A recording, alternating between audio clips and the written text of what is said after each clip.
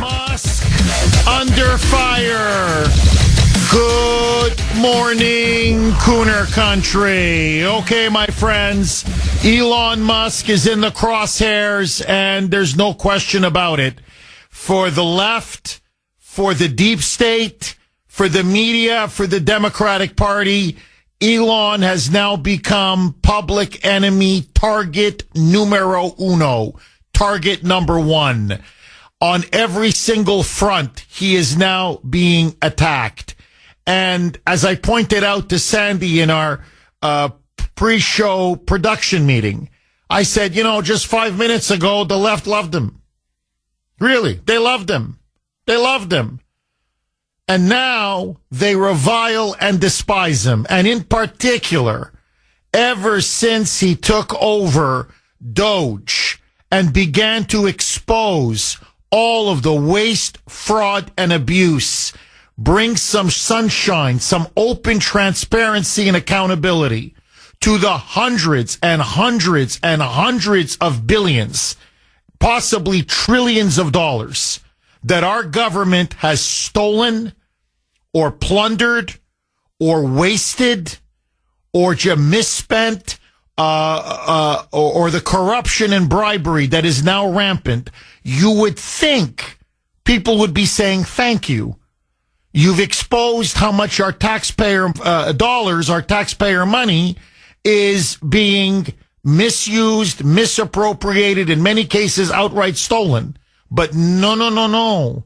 So there are now protests against Elon that have erupted across the entire country.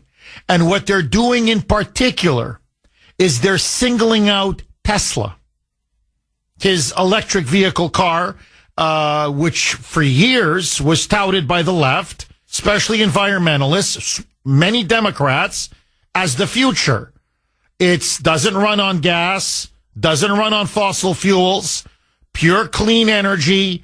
This, in many ways, was going to be the silver bullet, the magic solution to combating climate change and global warming. Not anymore.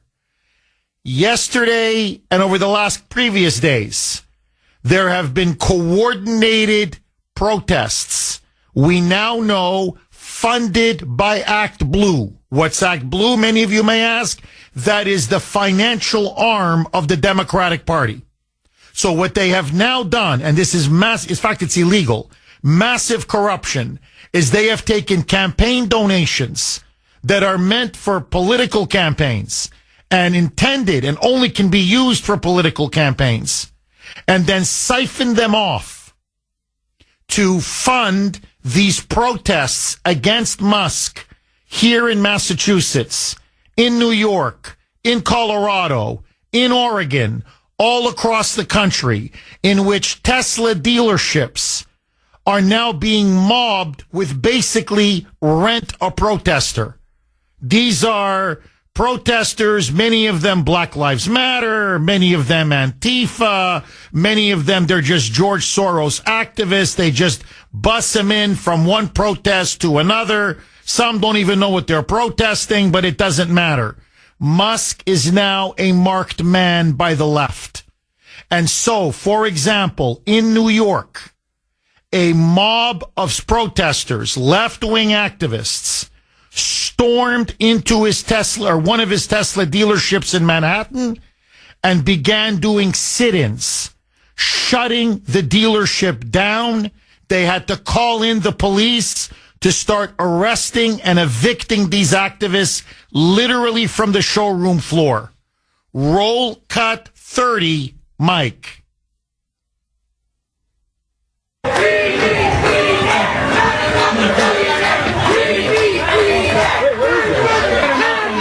the hell? Look at a mouse.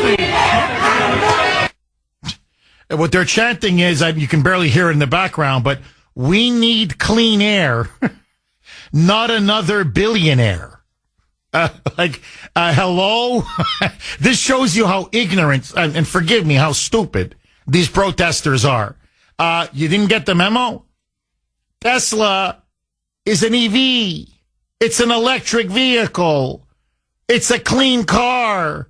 It doesn't run on fossil fuels. You get it? I mean, do you care about climate change or not? Is it an existential threat or not? Do you care about global warming or not? Is this going to be the end of Earth and the planet as we know it? Well, then you should be supporting Tesla, because that's what Tesla is supposed to do. It's supposed to bring about clean air. And these idiots, like a bunch of brainless zombies, mindless zombies, we need clean air, not another billionaire. You realize these aren't gas-powered cars, right? What? You serious? Really? Ah, okay. I gotta ask my mommy and daddy. I thought this was no. It's an EV. It's electric powered. Oh, it's completely clean. They were trying to force everybody to get one of these. Really? Yeah, under Biden. Really? I mean, ay. Honestly, ay. But it's not just mobbing Tesla dealerships. In Oregon, gunshots were fired at windows of Tesla dealerships. They're trying to destroy them. Here in Massachusetts, arsonists, Democratic activists, left-wing thugs are using fireworks, all kinds of other incendiary devices to literally torch and burn Tesla charging stations across the state. In Colorado, they did the exact same thing. Tesla dealerships are getting death threats, bomb threats. Windows are being shattered. Tesla cars across the country, it's a coordinated campaign, are being keyed, are being vandalized, are being attacked. Their windows are being smashed. Their tires are being slashed. So this is clearly now an attempt to destroy Musk and to destroy the brand of Tesla and to drive down his wealth. And it's working. It's working. Tesla share stocks have declined by more than half. Musk has lost over $100 billion in wealth simply by being part of Doge and by exposing all of this waste, fraud, and abuse. And what the Democrats are now openly embracing, and I'm choosing my words very carefully, is left-wing terrorism. That's what this is. This is left-wing terrorism. And what they're telling Musk and what they're telling anybody in the country is if you stand in our way, if you dare to expose our corruption, if you dare to expose the evil at the heart, the rot at the heart of the administrative state, at the heart of this massive swamp and federal bureaucracy, we will harass you. We will attack you. We will financially ruin you. We will destroy you. We will do everything we need to do to destroy, to undermine you and undermine your company. And even if that means violence, even if that means targeting your product, in this case Tesla, even if it means going after your dealerships, whatever it is. By the way, they are literally passing out pamphlets.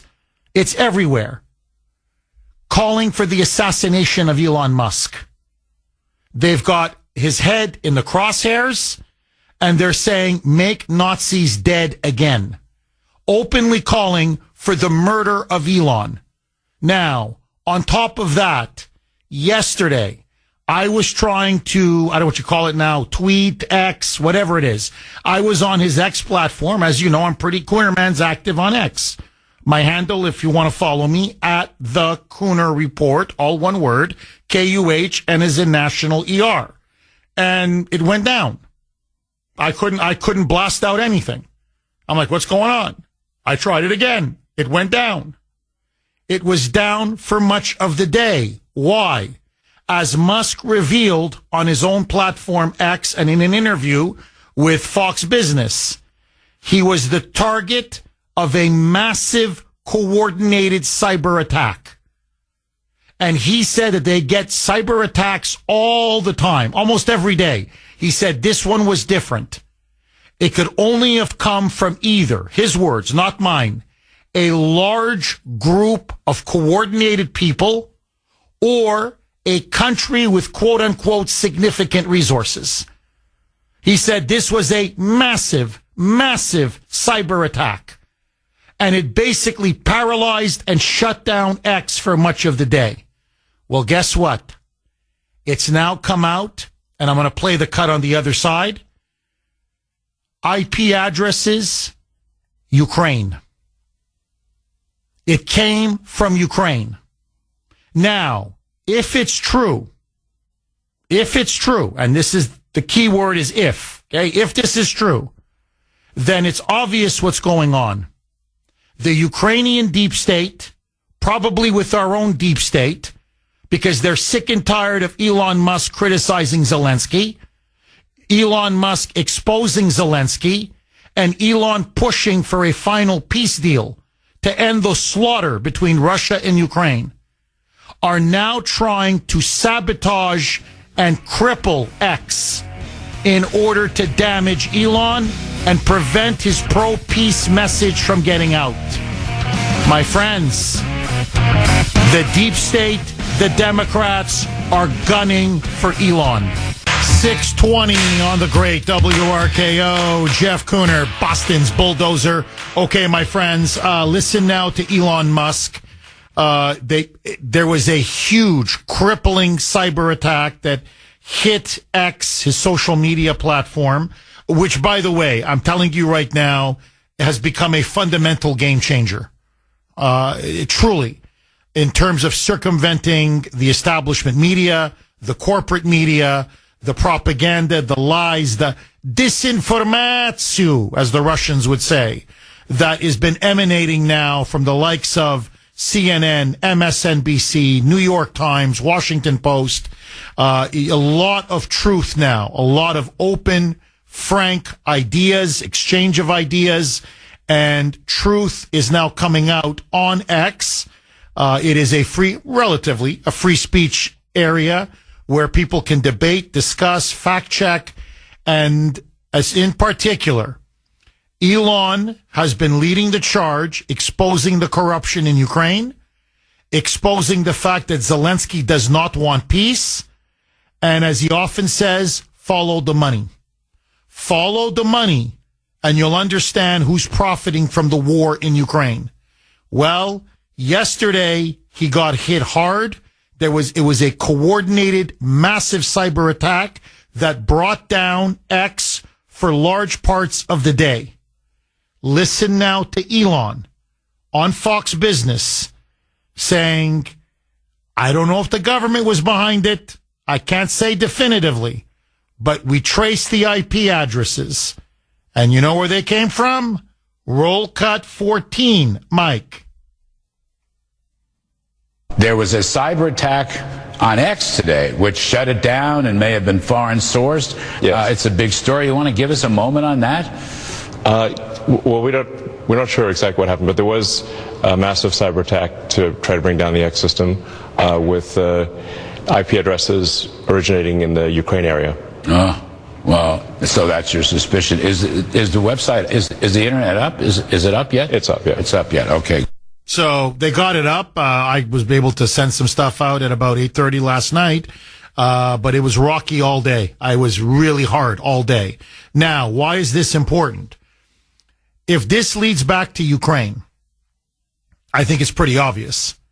Our CIA has been there now for years. They don't want the war to end. Tell me, if there's peace between Russia and Ukraine, just ask yourself the obvious question. Who loses? Who loses? Our military-industrial complex. That's who loses. The money stops. The gravy train ends.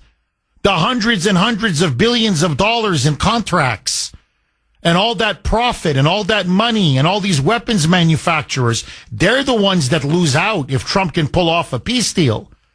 And by the way, as you and I are speaking, as I'm speaking right now, as you and I are on this show together, in Saudi Arabia, Marco Rubio is leading a U.S. delegation to meet with top Ukrainian officials in what's being called by many on both sides a make or break negotiation.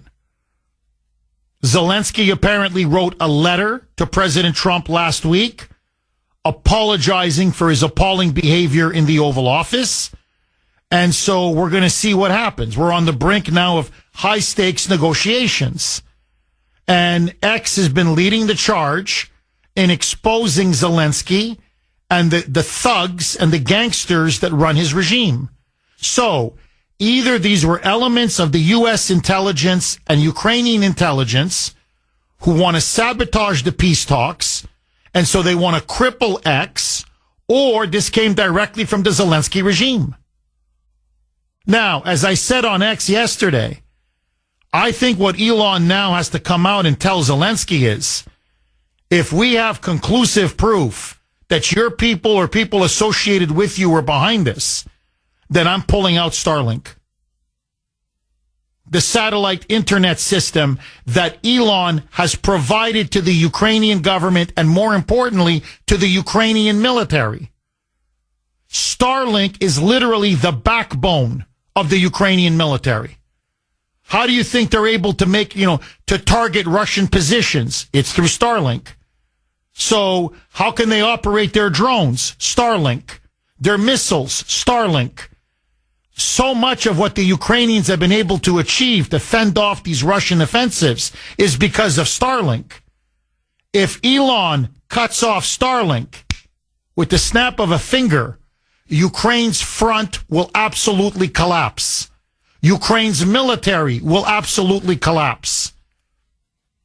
And so my advice to Elon is, if they're out targeting you, and this is their level of gratitude, that they would even dare to launch a massive coordinated cyber attack, and it came from either the Zelensky regime, and I believe he is out of control, frankly, or elements of our own CIA working with the Ukrainian intelligence community, then just cut off Starlink. Just cut him off. And I'm telling you, this war is over. This war, you want a silver bullet, this is your silver bullet. This war is over, and Ukraine will have to sue for peace. So what's now obvious to me, and now I want to take calls on the other side. The Democrats have made Musk now public enemy number one. Soros has made Musk public enemy number one. And now the deep state, the CIA, and the Ukrainian regime, Zelensky and his band of mafia thugs, gangsters, have now made Musk public enemy number one. Can Elon survive? Both in terms of his public credibility, his business, and God forbid, will they try to do to him what they tried to do to Trump? 32 on the great WRKO, Jeff Kuhner, Boston's Bulldozer, 617-266-6868 is the number. Will they break him? That is now the question, and maybe even the bigger question. Will, God forbid, will some deranged leftist, a left-wing terrorist, and there are now many in the United States, will they try to hurt Elon Musk the way they tried to take out President Trump, not once, but twice, prior to his election in November? He is now public enemy number one. 617-266-6868. Lines are jammed. Dave in Pennsylvania. Thanks for holding, Dave, and welcome. Morning, Jeff. Hi, Dave. So I think they need to cut to the quick on this, act swiftly. First of all, the domestic terrorists. Where is Pam Bondi? Where is Kash Patel? You can use a RICO statute because funds have been used to fund criminal activity, but more importantly, domestic terrorism. You immediately seize the funds of Act Blue. You arrest the CEO and CFO of those organizations, and the people that have been arrested, you declare domestic terrorists, and you charge them with federal crimes. You have to nip this in the bud quickly and severely, and send a message. It has to be done. We can't have a repeat of the summer of love that we had all that criminal activity. and it just went by the boards. You know, there has Dave, to be accountability. Oh, I agree. No, Dave, you're on fire. I got to tell you that. Absolutely. Look, they're trying to do a repeat of the George Floyd riots, the Black Lives Matter riots, as you call it, the Summer of Love of 2020. They're trying to incite riots. They want people to start burning things down. They want to target Musk and conservatives, frankly, Trump supporters. And that's what they're trying to do. And they're going to try to do it in state after state, city after city. And look, Dave, you mentioned Act Blue. Now, you want to talk about a coincidence. I don't think it was a coincidence. They released the money. Again, remember, this is supposed to be the campaign arm of the Democratic Party. They're there to fund political campaigns. It is illegal for them to be funding these boycotts or protests or, these mobbings of these Tesla dealerships all over the country. The leadership of Act Blue, Dave, Shazam, baby, what a coincidence. They all resigned. The checks went out, the money went out for this anti-Musk campaign, and then all of a sudden they resigned, Dave. Everybody's gone from Act Blue. Now, we're not just talking about sit-ins. We're not just talking about mobbing Tesla dealerships. We're not even just talking about targeting Tesla vehicles all across the country, smashing windows, slashing tires, keying them. In Oregon, literally, they drove by in a car, boom, boom, boom, boom, boom, boom, boom. And shots were fired, destroying all of the windows at one of the Tesla dealerships. They're getting death threats. They're sending out pamphlets. You can look it up. It's everywhere. Musk delivering his speech. If you remember, that's when he said hi to somebody in the audience. And he puts his hand up a little bit. Well, they try to portray it in the picture as like a Nazi salute with literally a crosshairs over his head. And they say, make Nazis dead again. They're openly calling for someone to assassinate him. Now, they tried to assassinate Trump twice. God willing, thank the Lord, Trump's life was saved. Elon better have some really good security personnel, because I'm telling you, someone is going to try to take him out. And I'm with you. Where is Pam Bondi? And I could ask that about many other things, not just about Elon. Look, again, I like Pam Bondi. I initially supported her pick. I don't want to turn on her just yet, but it's been over a month. What is this woman doing as Attorney General? Dave, final word to you, my friend. The thing. So Act Blue, any organization that raises money for federal campaigns has to be registered. Is that with the FCC or the Election Commission? You strip them of that license. Strip them of it, so no one can give to that organization. And why George Soros hasn't been named a domestic terrorist and his assets seized, I have no idea, because he's been involved for decades. He, not just in this country. He tried to bankrupt England, the UK. He's a worldwide terrorist. But why he hasn't been shut down is beyond me. But that's what they need to do: act swiftly and severely, and send a message. And these stupid people, that professional protesters that have been arrested and probably released, well, now we know their names. The Fed should get a hold of them and charge them with domestic terrorism. I love it. And that consequence may dissuade others from being professional protesters. I love it. No, Dave, I love it. I think you're right. It needs to be done. It should be done. And honestly, I don't know what Pam Bondi and Kash Patel are waiting for. Bondi in particular. Dave, thank you very much for that call. Now, to be fair, again, I'm with Dave on this. This is clearly now domestic terrorism. These are left-wing terrorists. There's no question. Okay. But to be fair, when you look at some of these people that they're hiring, you can tell they're college kids. Some of them are so young. 18, 19, 20 years old. Now, I know young people can do tremendous damage. Look at Black Lives Matter. So I get that. But I think the thinking among police and law enforcement is, I think part of it is these are naive, gullible, indoctrinated, brainwashed kids. And so I think they're a little hesitant to really throw the book at them. But I'm sorry, you got to start making example out of these people. They got to realize, like, hey, look, you want to be a campus radical? Then do it on your time and your dime, and don't destroy property, and don't invade a dealership, and don't stand there and try to destroy a business or destroy vehicles or shoot up a place. So, they got to start to learn we live in a constitutional republic. This is not a communist dictatorship.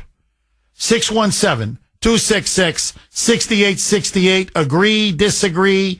Carol in Bridgewater. Thanks for holding, Carol, and welcome.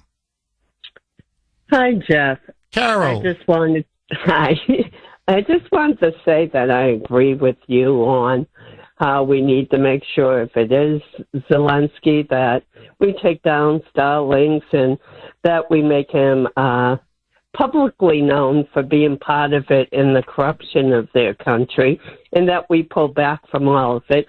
But I was going to say the same thing as the last caller about George Soros. We need to somehow ruin all his organizations. We need to seize his assets, including his sons, and we need to take his citizenship away. We need to break him like he's trying to do to Elon, to Trump. He's the destruction of the world. He's a sick, sick man, and we need to do something about it. Yeah, Carol, look, I have to tell you, I don't know what else George Soros has to do before they finally put the handcuffs on this crook. Really, I mean, he's tanked the Bank of England. He's overthrown, I don't know how many governments and regimes across Central Eastern Europe. He's wanted, I know, in his own native Hungary. He's wanted in many other governments. But here, he keeps funding, not just the Democratic Party, but every crazy, radical, left-wing group across the country. And they commit mayhem, they commit violence, they riot, they assault police, they destroy property, they steal elections. I mean, this guy does everything possible to destroy the United States of America. And by the way, we found out through USAID, thanks to Elon Musk, which is why Soros can't stand him, he was paying activists and all these groups with our money. He's such a cheapskate, it wasn't even his own money. So they gave him $260 million, and then with our money, he would pump it back to his groups to go after, well, now it's Tesla, but whatever, to riot, to burn, to loot, to steal.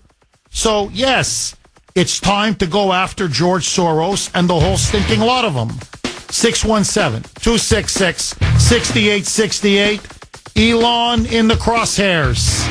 Your reaction next. 649 on the great WRKO. Jeff Kuhner, Boston's Bulldozer. 617-266-6868 is the number.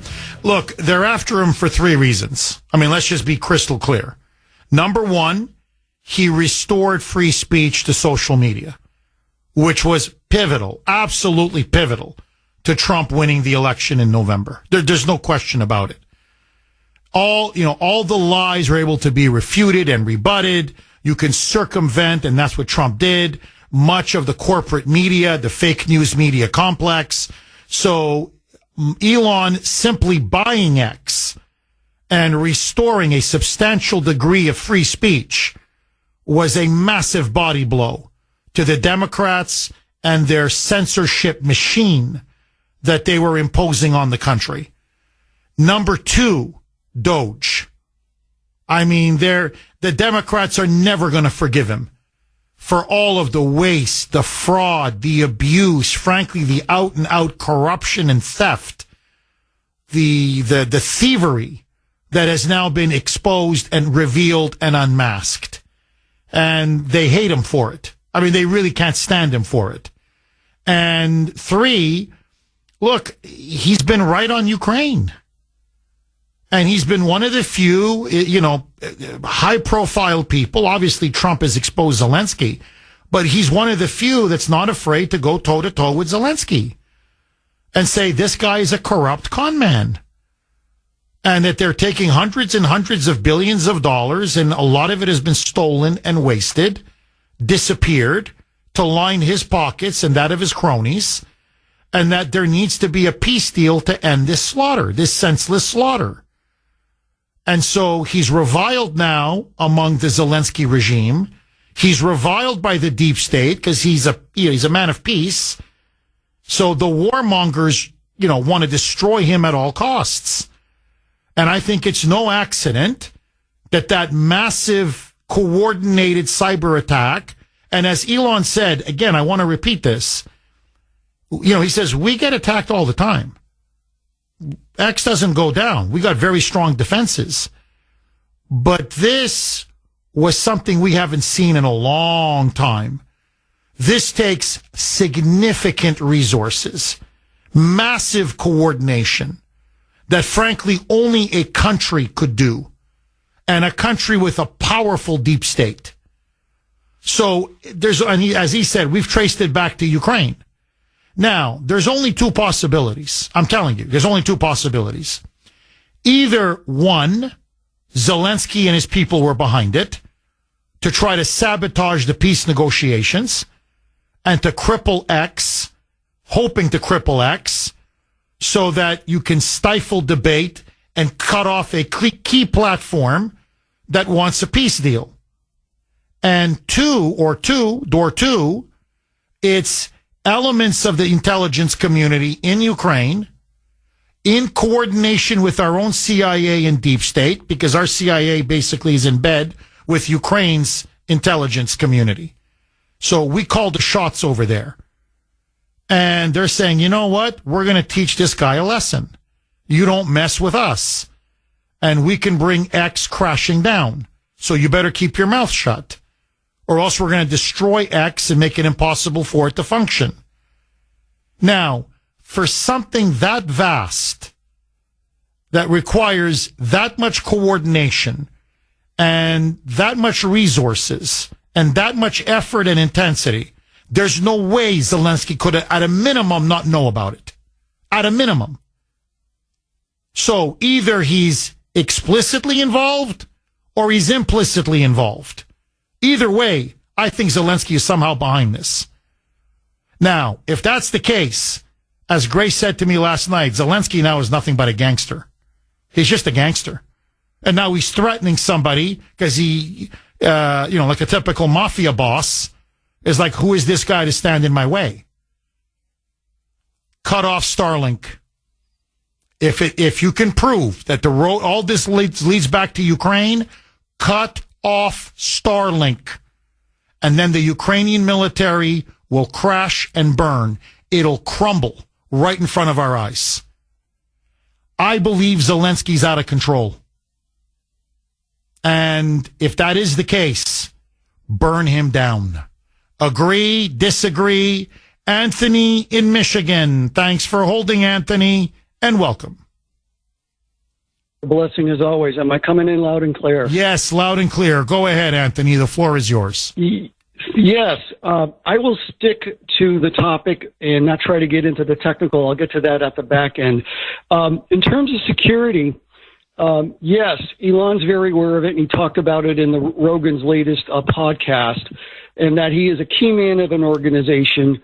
And without getting into particulars, you can find it on X. His security detail has been upped. In regards to Zelensky, whether he's been not behind it or not, you're right on about him being a thug. As I've been fond of saying, The Sopranos was a 101 course in how Washington, D.C. and other governments run sometimes. And, the thugs behind him are going to get sick of him at some point, Jeff. I have a feeling this peace plan goes down real soon. I think he's going to be gone in a week or two off the public stage.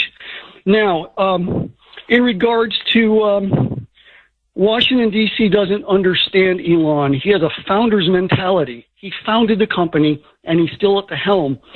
There's two interesting things going on, Jeff. One, have you heard who's bought some Teslas? Is it conservatives? Is it Trump supporters? Oh, Hannity, and guess who's going to buy one today? You? President Trump. Oh, okay. Sorry. Maybe. Oh, I didn't know that. Really? So Trump's going to buy a Tesla today? Yes, and I follow the Tesla, what they call the Tesla tubers on YouTube, and they have been discussing. Anthony, what happened? We just did you walk away from the phone or something? It's like we just lost you there for a couple seconds. Just my microphone's on my headset here. There's a group of people that follow Tesla in depth, and one thing they've noticed that there seems to be a spike in the people that are buying them, conservatives, Jeff, and they're buying them not only in support, but like I test drove one, and I'm here in, southeastern Michigan, home of the big three. I am scared witless for the home team. The cars are that good, and I beg you and Grace to go test drive one, Jeff. They are not toy cars.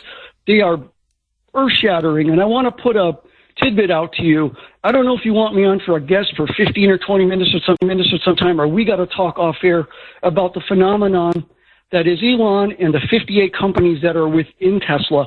People don't understand the technologies that are therein, some of which were stuff that was kind of off the shelf that they've decided to make work, like the plastic body that's going to be on their cyber cab. And et cetera, et cetera. There's just brilliant technologies. I agree. No, Anthony, I think all across the board, I think you're dead on. The last point in particular, I think you've really put your finger on the pulse of the issue. Look, Elon is a genius. He's a genius. And he's a tech genius. He's an innovative genius. He's an entrepreneurial genius. And what I find incredible is now the media is openly vilifying, demonizing, and attacking him. And one of the things they're attacking him on now is they're making fun of the fact that one of his rockets crashed. And they're like, whoa, ho, ho, ho, stick to what you know. Ho, ho, ho, ho. If your rockets can't even fly, you're going to tell us how to do Doge?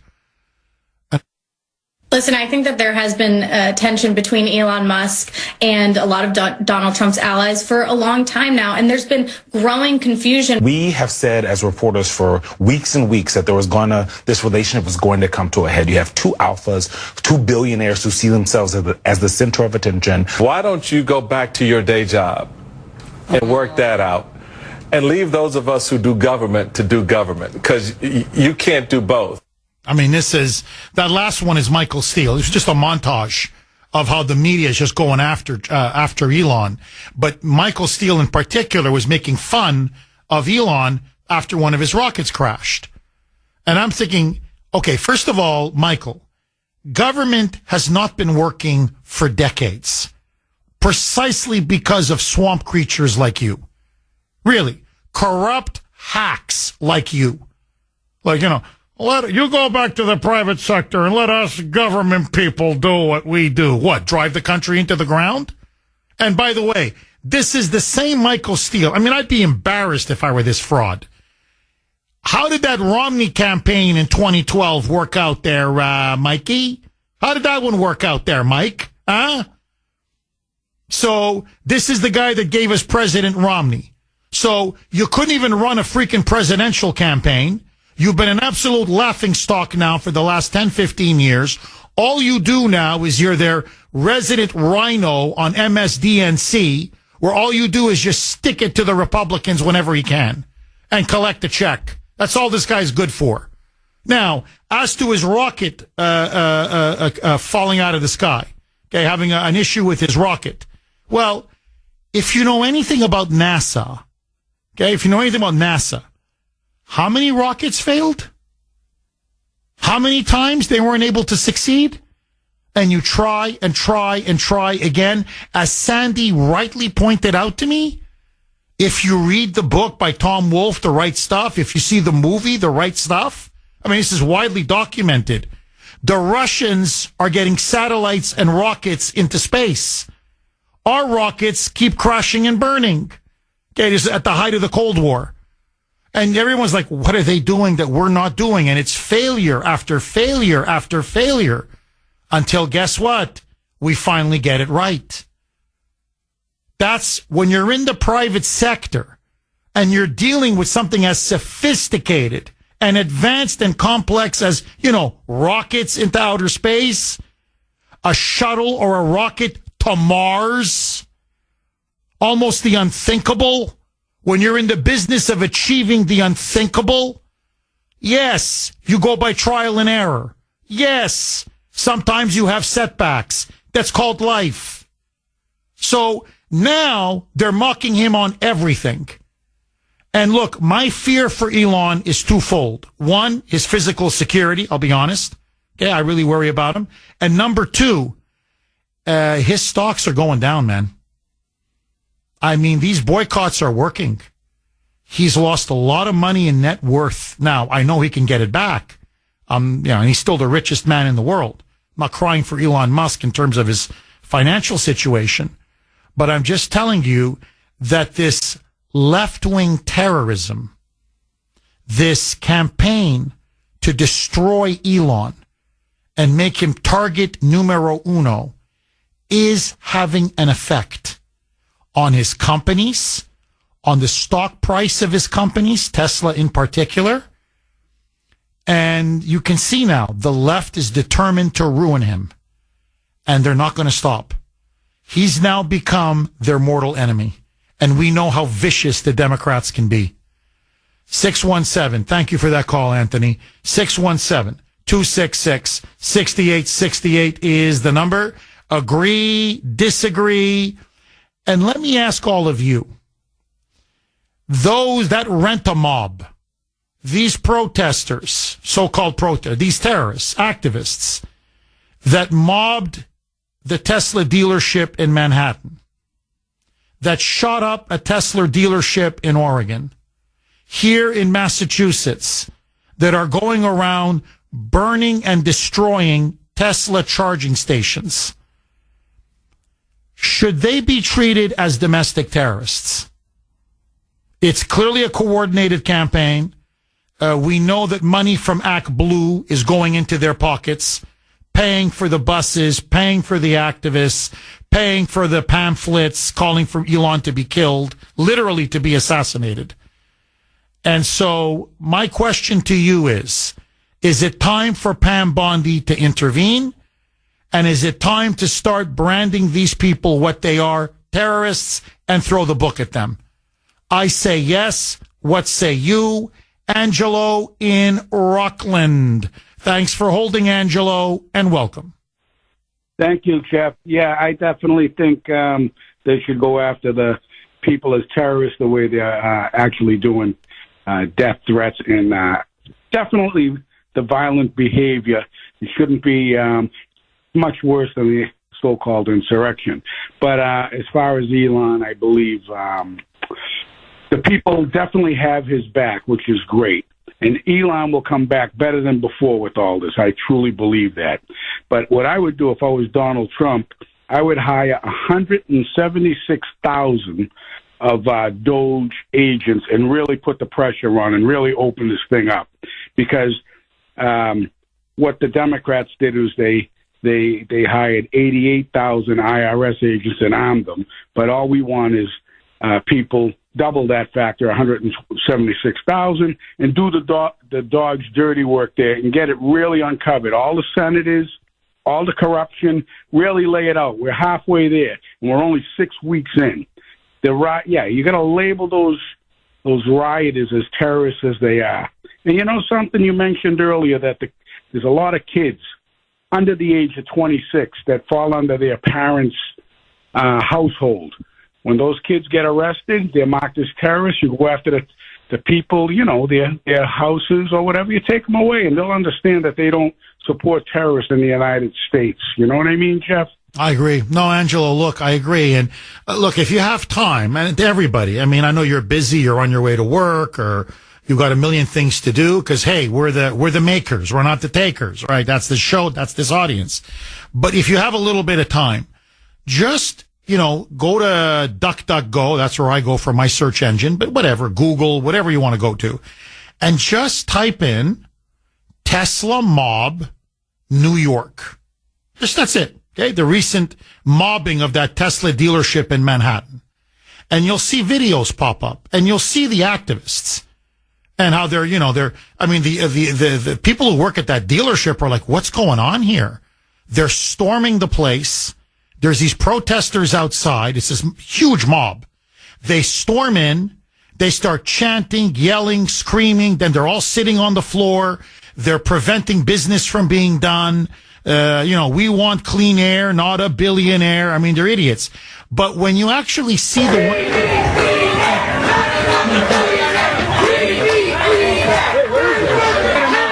what the hell? They have to call the police, and I mean, the whole thing was an absolute disaster. Thank the Lord nobody was hurt. But by the way, Tesla does give you clean air. It's an electric car. It doesn't use any gas. No fossil fuels, nothing, not even a drop. Okay, that's how brainwashed these people are. But what my point is, look at them. Just look at them. Honestly, I mean, I'm kind of like, when I was looking this up last night, researching for the show, half of me is almost like they're 18. Many of them, by the way, are girls, young women, 18, 19 years old. I swear, I'm almost like, sweetheart, what are you doing here? You should be at school. You should be studying.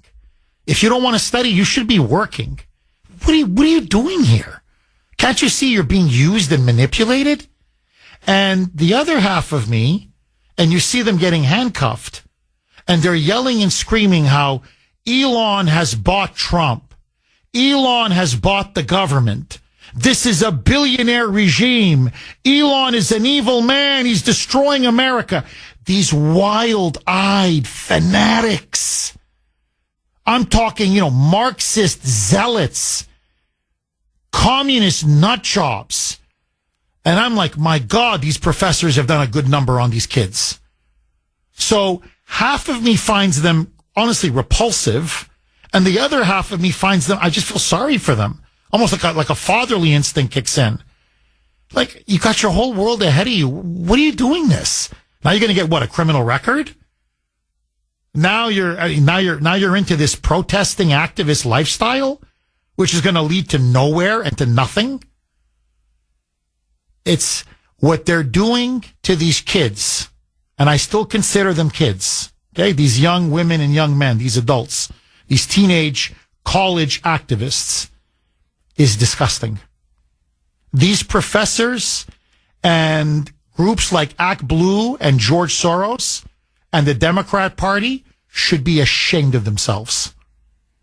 617-266-6868. Dane in South Dakota. Thanks for holding, Dane, and welcome. Thanks, Jeff. Listen, of course they're going after Elon Musk. That's what happens. It's incredible. Hold on, Dane. You were fine, and then you sound like one of the characters from that bar scene in Star Wars.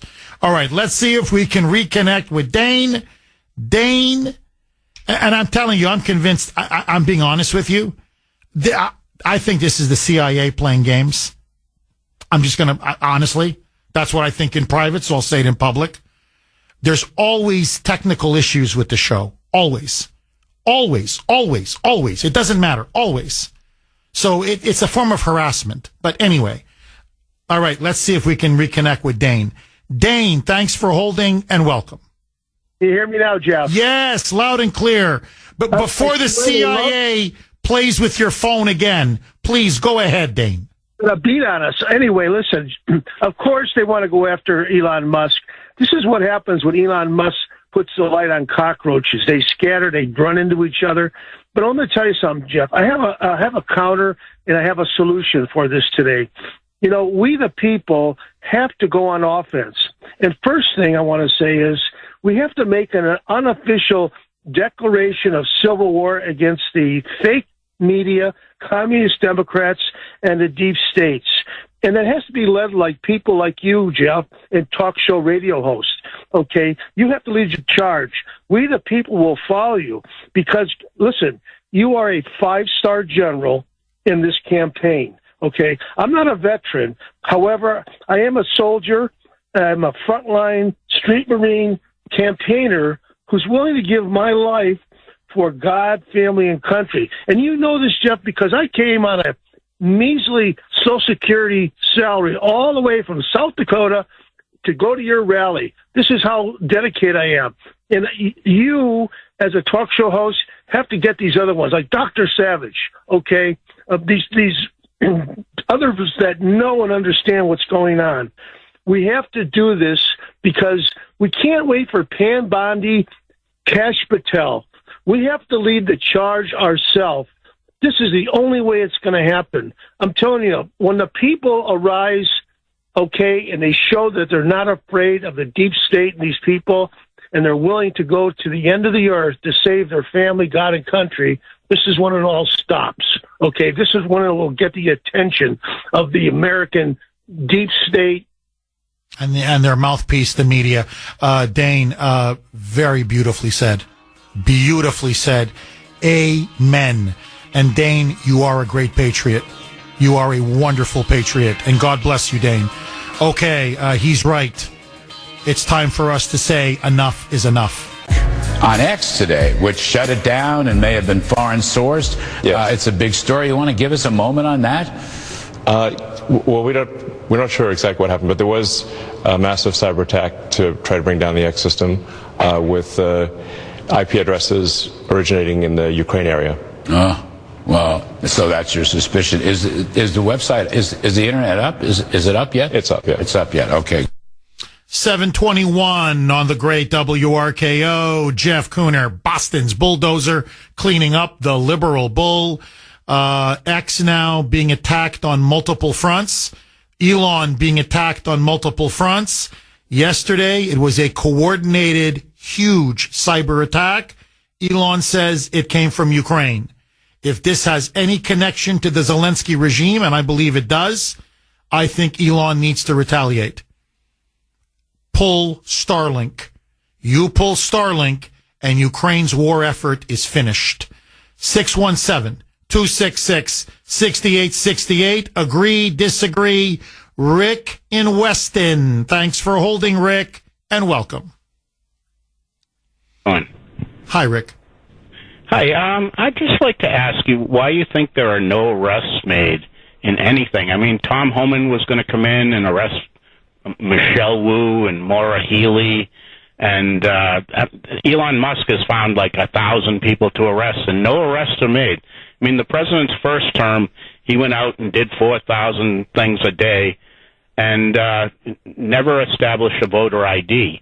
And now it seems like the same thing's happening again, no arrest and no voter ID. I mean, the midterms are only 2 years away. We need to establish a voter ID, and we need arrests. Oh, Rick, I agree with you. Rick, and thank you. Rick, thank you for the courage to ask that question, because you're asking what many people are thinking. And not to contradict you, Rick, they're even less than 2 years away. What are they now? What is it, 18 months away? So, whatever it is, 19 months, whatever it is. But look, they're less than 2 years away. So you got to move. Time is of the essence. You got to move. And what my fear is, okay, agree, disagree, I'm just telling you the truth, is that Trump's doing all the work, like in the first term. He's doing all the heavy lifting. He's doing the executive orders. He's doing everything he can. Where's Congress? I'll get to Pam Bondi in a second. But where's Congress? Like, when are they going to pass a tax cut bill? When are they going to pass an energy bill? When are they going to pass, as you put it, a voting ID bill? An election integrity bill? You had months and months to prepare. Trump won in November. You knew he was going to be president. You knew you were going to have a House majority, a Senate majority. You had months and months to prepare for this. And it's just like, I'm like, what do they do up there? Honest to God, that's what I'd love to know. What are you doing up there? Everything moves at this glacial pace. All right. So Congress, to me, again, is slow and honestly, almost paralyzed, almost inactive. Okay. Borderline useless.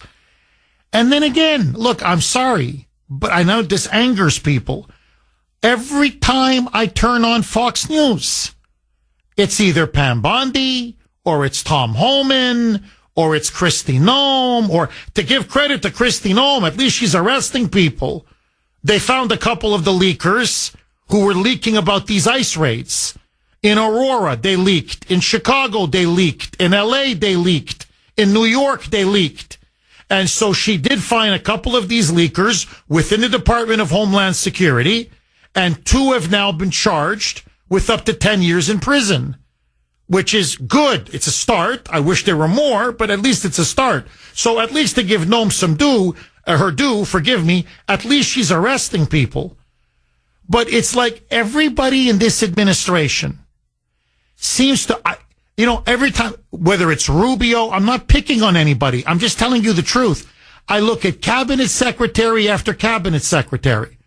They're always on either Newsmax or Fox, or on the weekend shows, CNN, CBS, NBC's Meet the Press. Like, all they want is to see their face on television.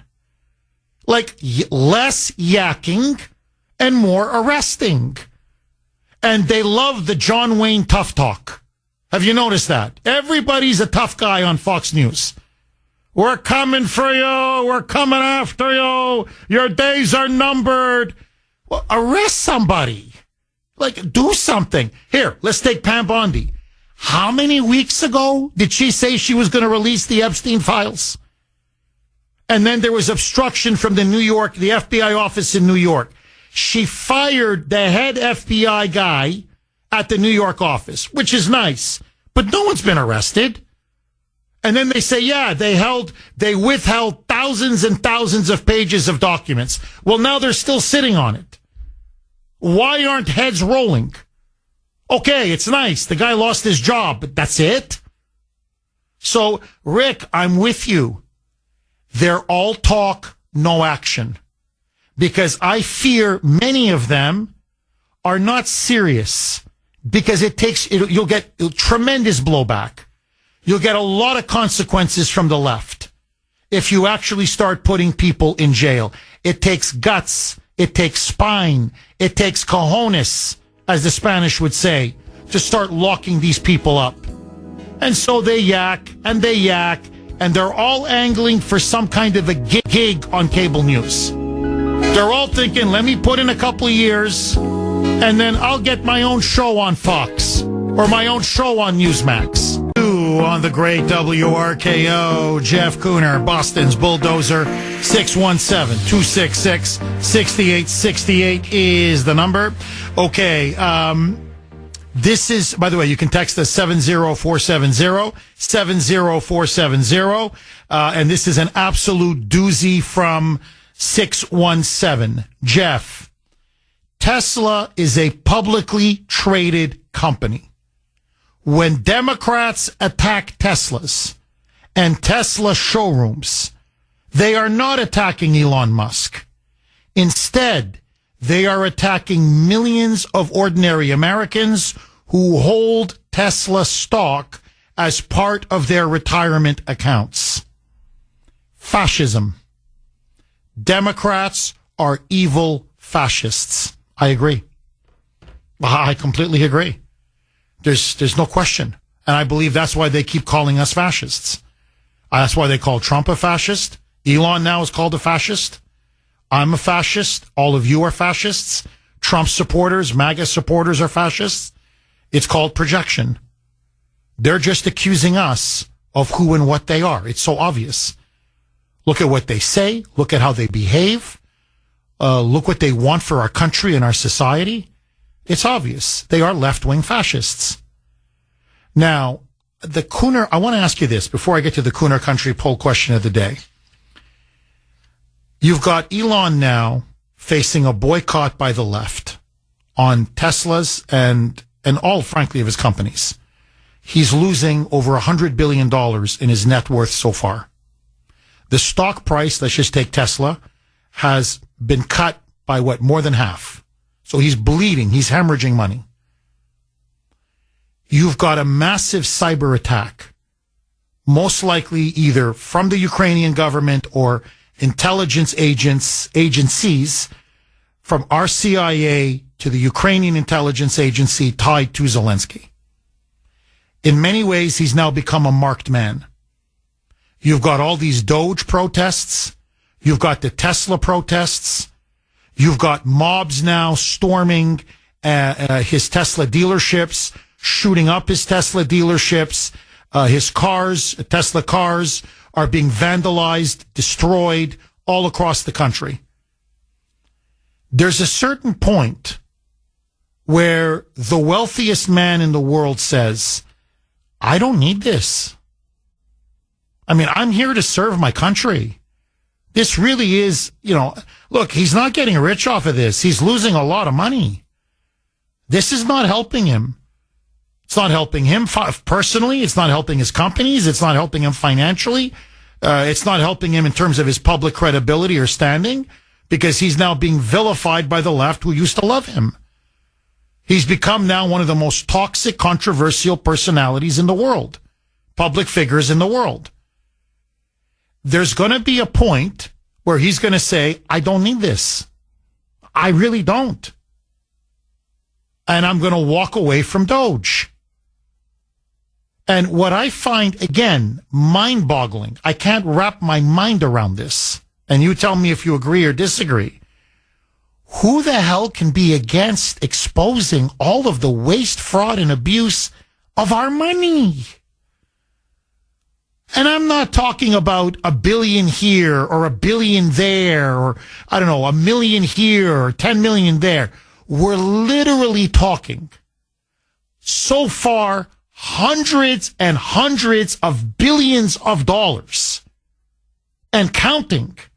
In other words, we're just skimming the surface. They still got another year. They're saying, no, we're just beginning these audits of agencies and government departments and contracts, and we're looking at potentially trillions of dollars. Easy. 1 trillion guaranteed. And you're protesting that? I mean, that tells you everything you need to know. And let me play you the money cut. This is the money cut. Elon is asked point blank, why are these Democrats and now some establishment Republicans, why are they so determined to vilify, demonize, to destroy you? Why? He goes, I'll tell you why. Because so much of the waste and the fraud, the checks to people with social security, these social security checks to people, quote, over 100 or 120 or 130 years old. By the way, did you hear the latest scam? They found hundreds and hundreds of thousands of kids, children, 11 years old and under, some as young as 8, 7, 6 years old, getting COVID checks.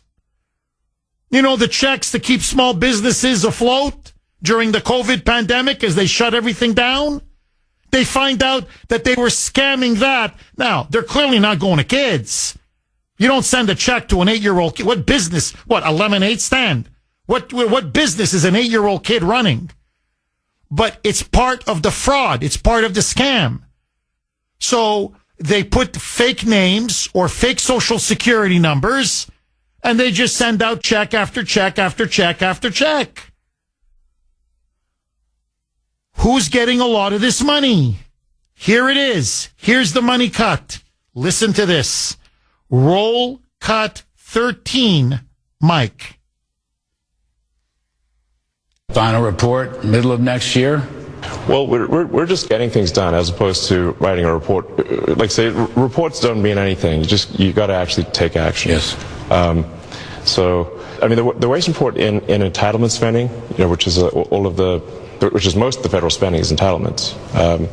So that's like the big one to eliminate, because that's the sort of $500 billion, maybe $600-700 billion a year. That is also a mechanism by which the Democrats attract and retain illegal immigrants by essentially paying them to come here, yes, and then turning them into voters. Yes.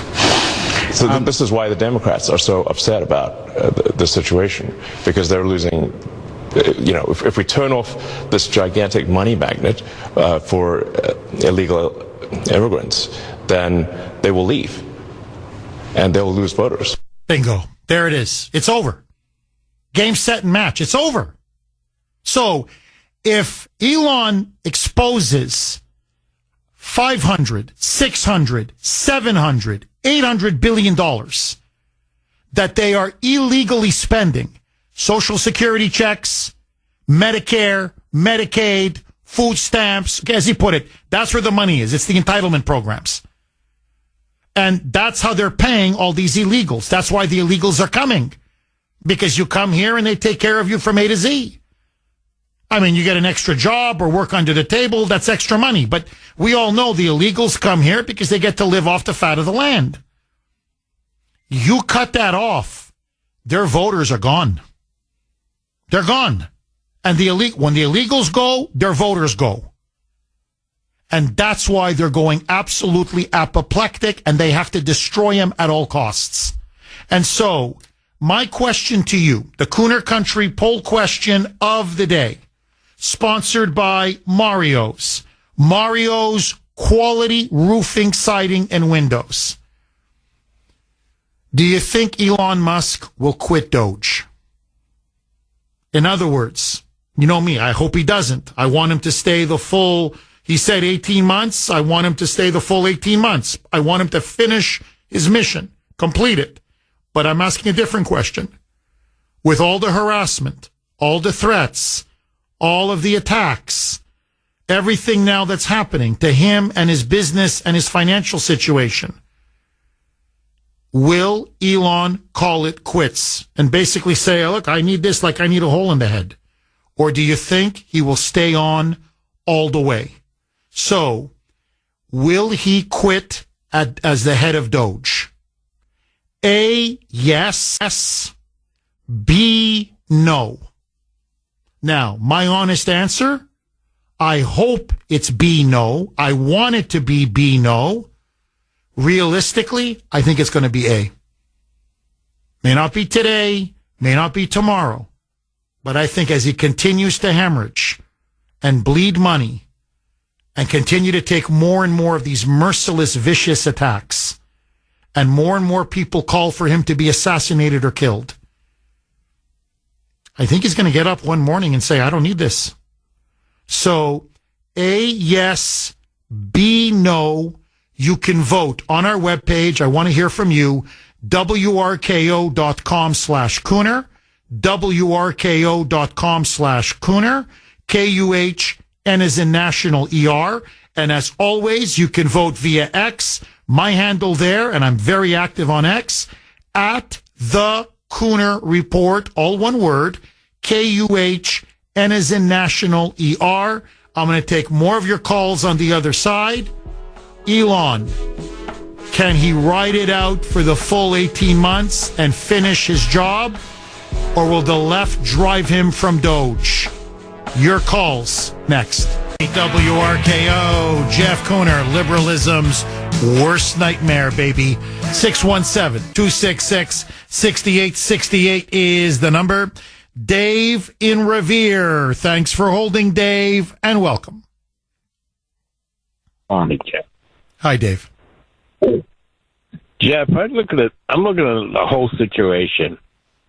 It's a good thing that Mr. Musk has his insurance paid up on his properties. Otherwise, he'd really be losing.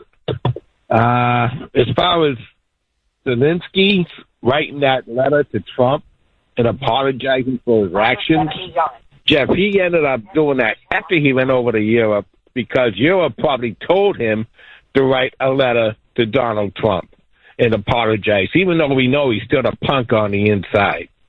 And that's just a big act, just so he can still try to suck more money out of everybody.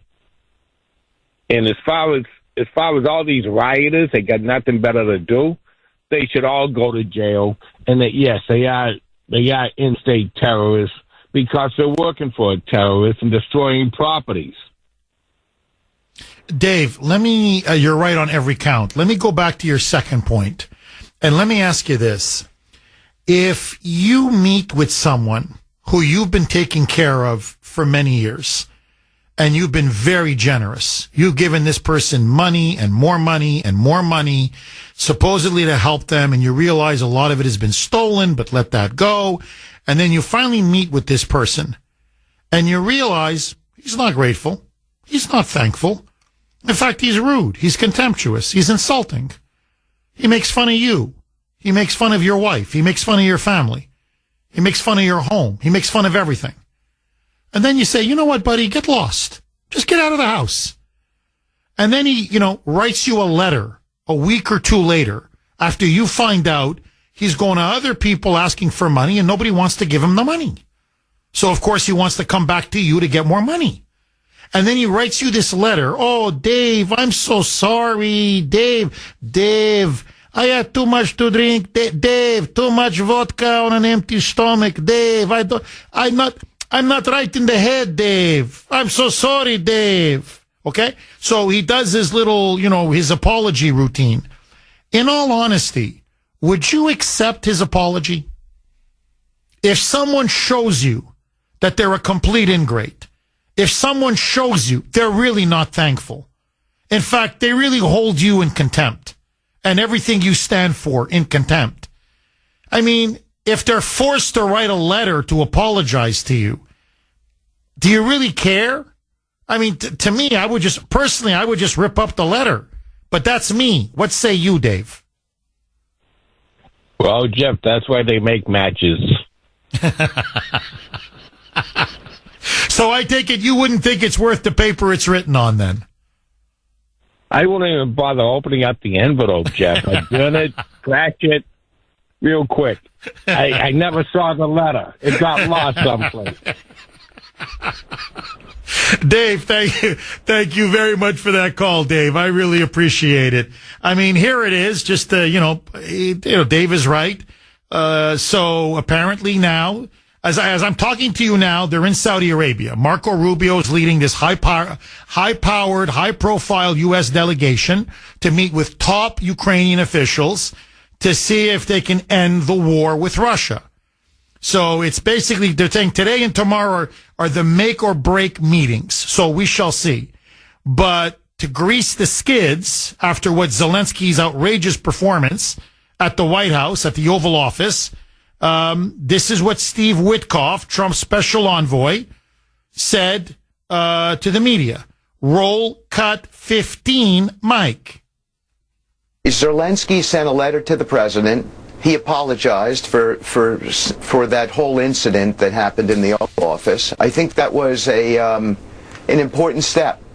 And there's been a lot of discussion between our teams and the Ukrainians and the Europeans who are relevant to this discussion as well. And I would like to describe it as progress. And so I would hope that there's a deal. What's on the table, what's important to discuss are obviously security protocols for the Ukrainians. They care about that. The territorial issues, the utility plant. But these are not complicated things. They just need to be put on the table, and everybody needs to be transparent about what their expectations are. Then we can begin to have a discussion around how we compromise.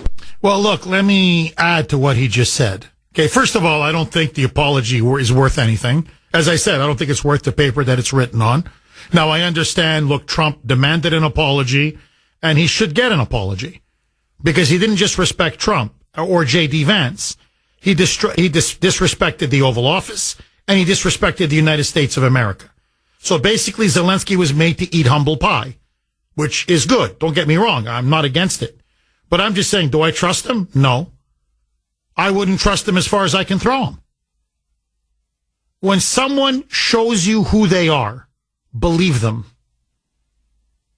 Never forget this. When someone shows you who they are, believe them. Zelensky showed us who he is. He's a gangster. He's a crook. He's a con man. And he can't stand our country. He thinks we're a bunch of suckers. And he wants to milk us and use us and bleed us dry. And now he's angry because the money train is about to end. And this is where I disagree a little bit with Steve Witkoff, respectfully, because he's a very intelligent man. He's an excellent negotiator. It doesn't just take transparency and openness. Yes, it takes that. But it takes something even more important, will. Will. You have to have the intention, the real desire the intent to make peace. If you're serious about making peace, if you truly want to make peace, you can make peace. I am convinced Zelensky and his backers, his financial backers, his globalist backers, the CIA, the deep state, the people that have been propping him up, the Democrats, they don't want peace. And so he's going to do everything in his power to try to obstruct and sabotage and blow up the peace process. And let me just, since we're on the topic of Elon, this is a huge story. Okay, huge. As you know, Trump is in the midst of high-stakes negotiations with Russia, Ukraine, and obviously us, the United States, in ending this war that has cost over 1.5 million lives, either lost, maimed, casualties, millions more, tens of millions, in fact, displaced. It is a meat grinder. As everyone who's gone near the front says, this is not a war the way we've seen it for the last 50 years. This is like World War I trench warfare. It's a slaughterhouse. Now, no one is going to win this war. It's a stalemate. In the end, Ukraine will lose over time. Russia's bigger. Russia has more people. Russia has a war economy. They're willing to waste, if need be, millions of lives to finally win this thing. So, as Elon said on X, this is very important. This is a protracted stalemate in which countless Ukrainians and Russians are being killed. That in the end, Ukraine cannot win. Now, that's just a fact. That's realism. That's the reality on the ground. That's the reality of the situation. As our delegation is meeting the Ukrainian delegation, led by Marco Rubio and Mike Waltz, so our Secretary of State and our National Security Advisor are in Saudi Arabia. Who the hell decides to jaunt to Ukraine? To Kiev, the capital, and have a sit-down with Zelensky and his top advisors? Democrat Senator Mark Kelly. Mini-me. If you ever seen the movie Austin Powers, I swear to you, he looks like a slightly taller version of Mini-me. Okay? So, Mini-me Mark, goes to Ukraine to sit down with Zelensky. And then he comes back and says, oh, I'm more convinced now than ever. We've got to back Ukraine all the way. We can't fold to the Russians. We can't. In other words, we need to keep supporting Ukraine no matter what it takes. This is very important to the interests of the United States, and we cannot capitulate to Russia. In other words, in plain English, Mini-Me is saying, keep giving Zelensky a blank check for an endless war. You've spent hundreds of billions, send them another hundreds of billions. So, Elon Musk on Twitter, responds to Kelly, Senator Mark Mini-Me, and just simply says traitor. Traitor. To which Mark Kelly then goes right back on X, which is the platform that Elon owns, and says, Elon, and hinting because he's an immigrant, because he's originally from South Africa, you may not understand freedom, and you may not understand America, but here we defend freedom, and we defend those who fight for freedom, because that's who we are. Essentially, I'm paraphrasing. That's who we are. So now there's a big public rupture between Kelly and the Mini-Me and the Democrats, and Elon Musk over Ukraine. Now, I want to ask all of you this. What the hell is a sitting U.S. senator doing? Going to Ukraine, meeting with the head of that country and his top cabinet officials, while our government, while the Trump administration is trying to negotiate a peace deal. You don't have the right to do that. Yeah, you can fly to any country you want. But for you to start negotiating with the Zelensky government and then to act as his mouthpiece and his propaganda shill, to come back and say, no, comrades, no, we fight to the end. We fight to the end. Keep sending the money. No peace. Keep the war going. He is directly sabotaging Marco Rubio. He is sabotaging Mike Waltz. He is sabotaging President Trump. He is trying to sabotage the peace process. Yes, he's a traitor. Of course he's a traitor. And by the way, since, all this freedom and we're abandoning freedom, first of all, you don't even know what the peace deal is. So we don't even have a framework for a peace deal. So you don't know what Putin's getting, what Putin's not getting. Numero uno. Number two, since when is defending the borders of a corrupt Eastern European third world hellhole? Since when is defending the borders of Ukraine, how does that equal freedom? How is this somehow in the defense of American freedom? We're still free no matter who controls the Donbass. This doesn't have anything to do with us in the United States of America. Our rights, our freedoms, the Bill of Rights, the Constitution. So the borders of a third world Eastern European banana republic, suddenly now, that's the fight of freedom? That's the fight of democracy? That's the fight of Western civilization? Get lost. Seriously, buddy, get lost. So how much are you making off of this? That's what I want to know. So how much is getting into your pocket? Congressman Tim Burkett, Tennessee Republican, we're trying to get him on the show, blew the whistle last week in an interview, saying it's probably going to cost me my job. I'm going to have no influence in Washington once I say this. And I'm probably going to be primaried. But he said, I've been here now for years. You want to know why everybody's freaking out over Doge? It's his words, not mine.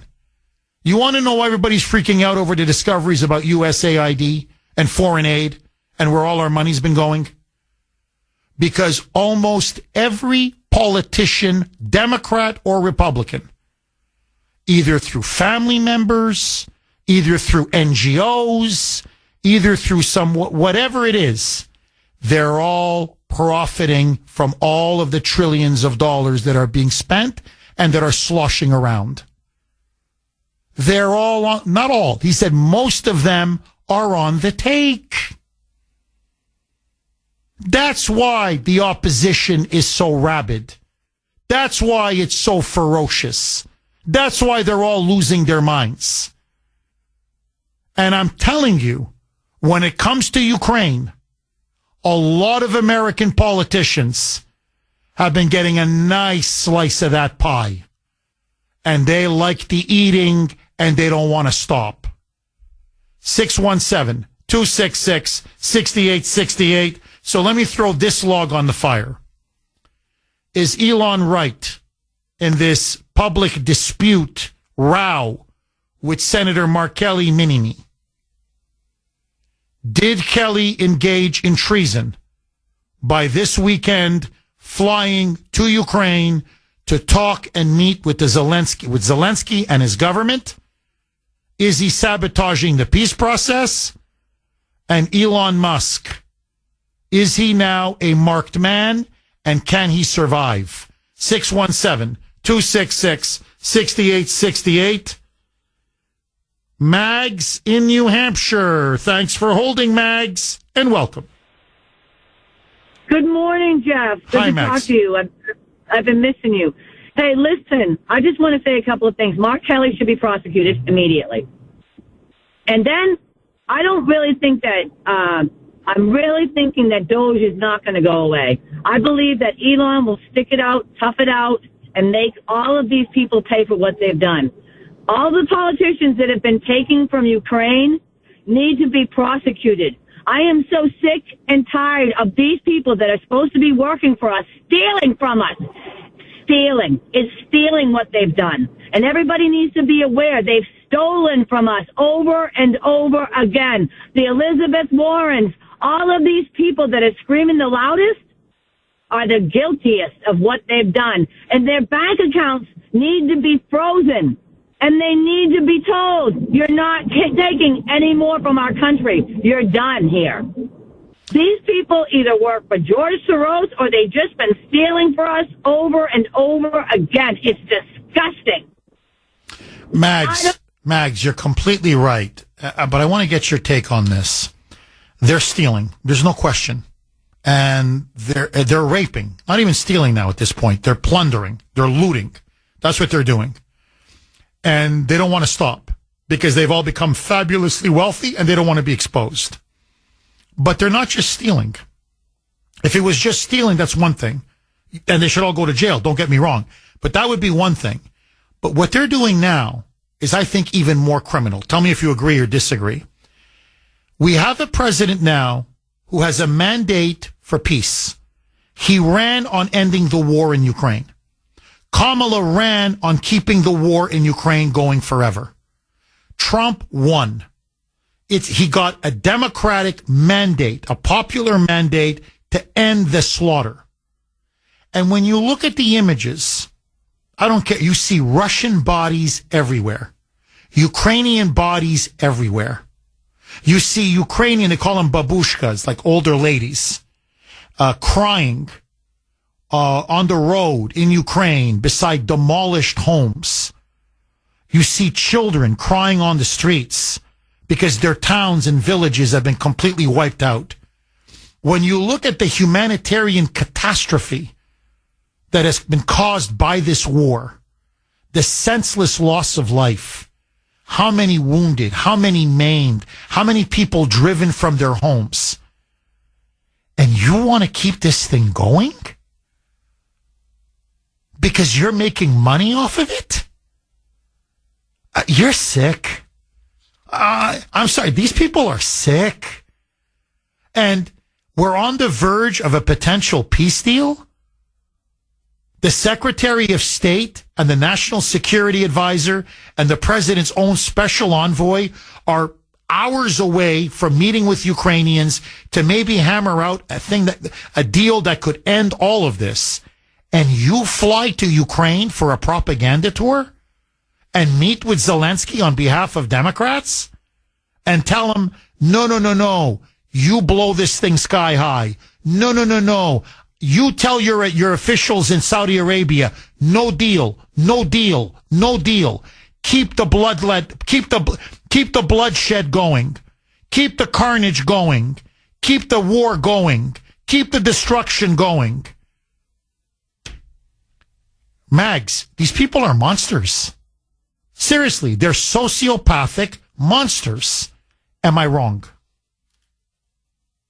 You're 100% right, and they need to be prosecuted. Okay? Just like the call earlier when the gentleman said, I don't know why there hasn't been any arrests. They all need to be arrested and prosecuted, and all of their money needs to be stripped from them that they've stolen from us. And as far as Zelensky, he needs to sign the paper, even though he doesn't want peace, because, again, he's getting rich off the backs of all of us also. And I'm tired of it, Jeff. I'm tired of paying the highest taxes because I do, okay? And that they're stealing from me, eating better than me, and not working as hard as I do. I'm all set. That's why I voted for Trump, so that we could leave these criminals behind. They need to be prosecuted. I'll say it over and over again. They're criminals, and they're treasonous criminals. And they need to be dealt with, and we cannot let this stop, because if we do, we'll be in the same position in another 5 years. So Elon Musk, please go after all of them, take their money that they owe us, that they stole from us, and make sure they get prosecuted. And Trump, do the same. Please. God bless America, God bless Trump, and God bless you and Sandy and the rest of you. God bless you, Max. Max. Kuhner country. God bless you. Really good call. 617-266-6868.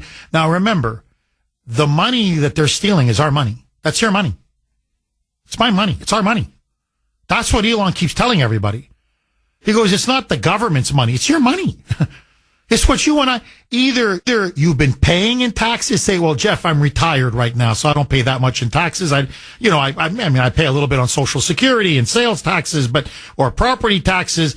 No. For the decades and decades going back, all the money you've been paying in taxes, how much of it has been stolen now? So they've been stealing our money for decades. They're stealing our money now. That's our money. So they're living high on the hog, with their mansions and their private jets and their 5-star hotels and their surf and turf dinners and their champagne cocktail parties. All of this stealing on our dime after having stolen our money.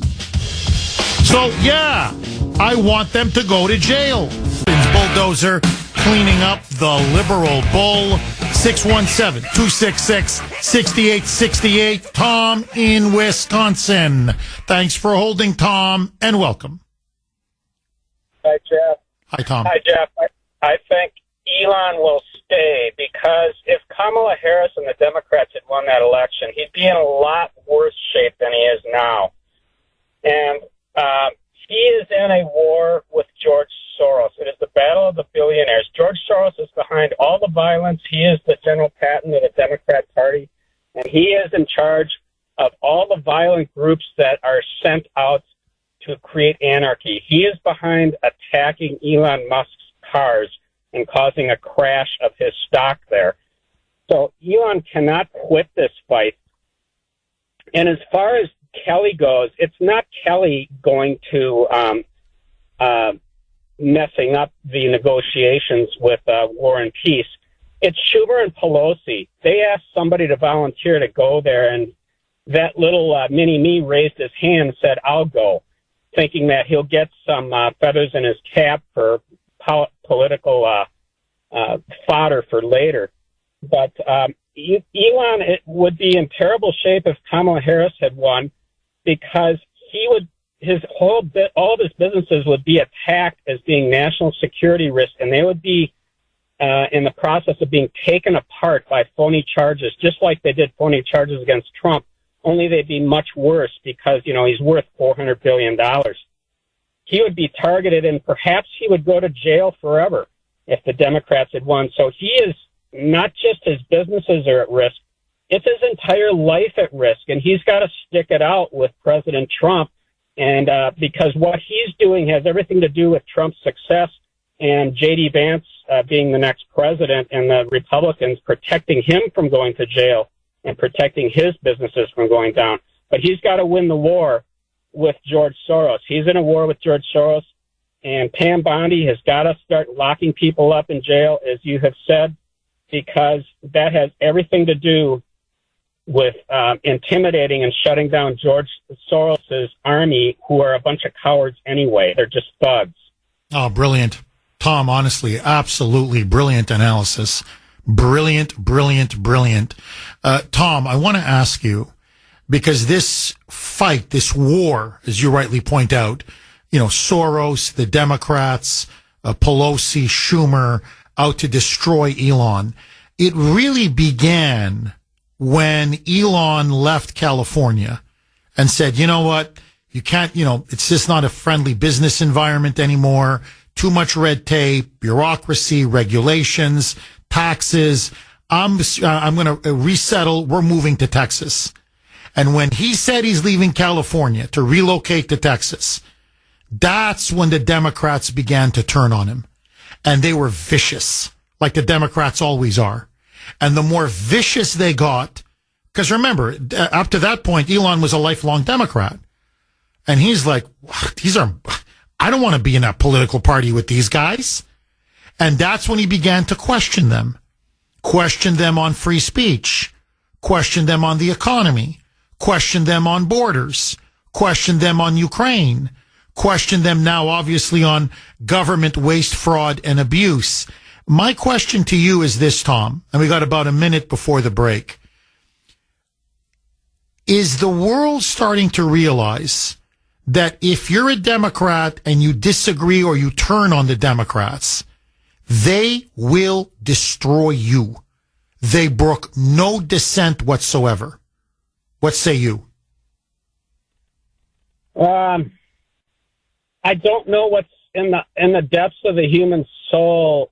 There's a lot of jealousy, and the Democrat roots go back to class warfare. The class warfare that FDR started has now morphed into racial warfare that the Democrats have created. So it's class and racial warfare that they've concocted.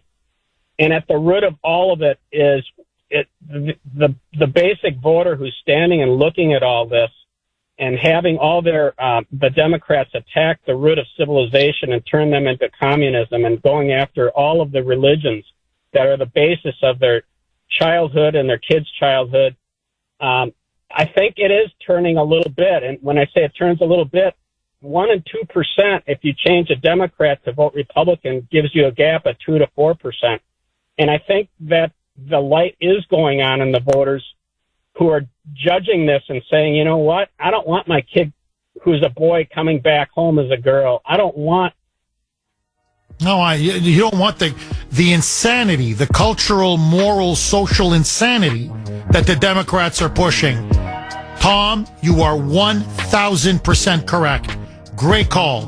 617-266-6868. More next. 2 now on the great WRKO. Jeff Kuhner, Boston's bulldozer. 617-266-6868 if you want to be part of the show.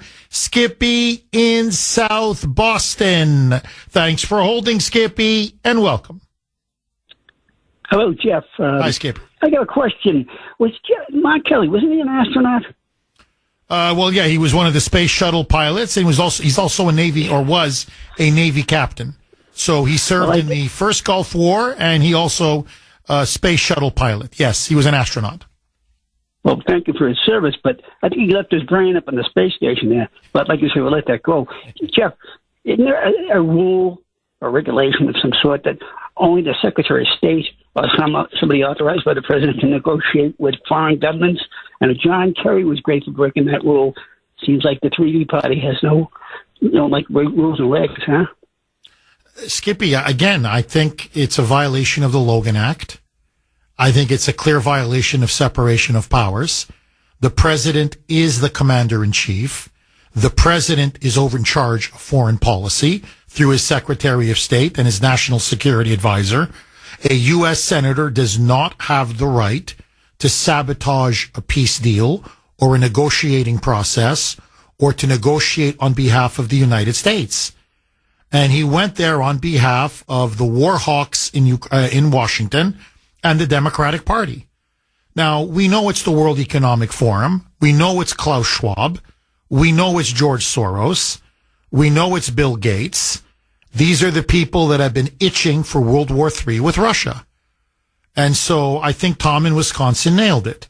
Schumer and Pelosi said, we need somebody now to go blow this thing up. They're meeting in Saudi Arabia. Who's going to go and tell Zelensky, fight, fight, fight against peace? Keep asking for more money. Make sure that you obstruct this deal and drag on negotiations because we don't want peace. We want to keep this thing going. And Kelly said, sure, I'll do it. And apparently he brought along, he brought along his twin brother, who also looks like Mini-Me. It's like two Mini-Me's. And you see Kelly and his brother face to face with Zelensky.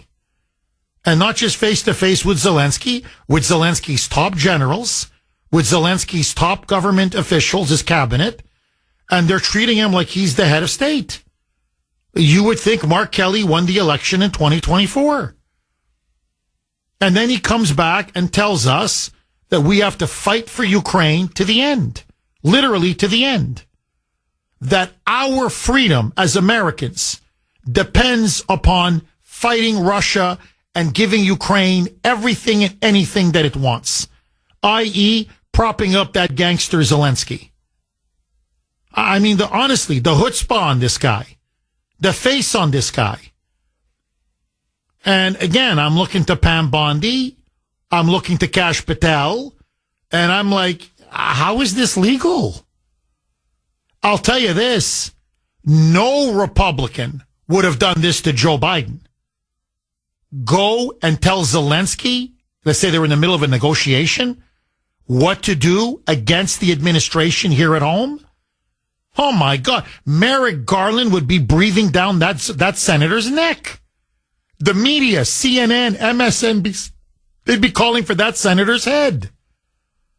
So, Skippy, I've got to say this about the Democrats. To give the devil his due, they go after people. They play hardball. Look, they tried to put Trump in prison. Look what they did to the J6ers. Look what they did. Look what they did to Peter Navarro. Look what they did to Steve Bannon. And these people are innocent. But even when you're innocent, they come after you. Never mind when you're guilty. Our side, you could be guilty as sin. Nothing. Strongly worded statements, and everybody's flapping their mouth on Fox News. That's it. They just want their face in front of a camera. But nobody actually wants to do anything. Am I wrong, Skippy? Well, I'll tell you, Jeff, like you mentioned the devil never takes a day off. That's why Trump and company has to persevere. They got him on the ropes. That's why they're going crazy. They're going down. Like I said last week, we were talking, they're going down. It's just, in the meantime, causing a lot of trouble. Like they're damned to hell. Wailing and gnashing their teeth, Jeff. They know they're going.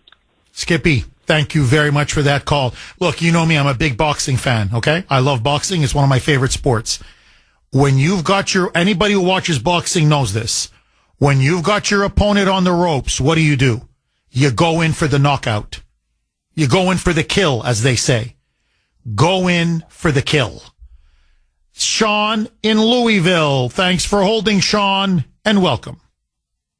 Hey, Jeff, let's go, Brandon. Let's go, Brandon, baby. So, I want to throw a couple things out there, a couple facts, and I want to hear, what the great Kuhner man has to say in response. Because I think that we're concentrating a lot on, if we should be giving money to Ukraine, we should be funding this war. But remember, Trump doesn't even need to negotiate peace, right? He could just walk away.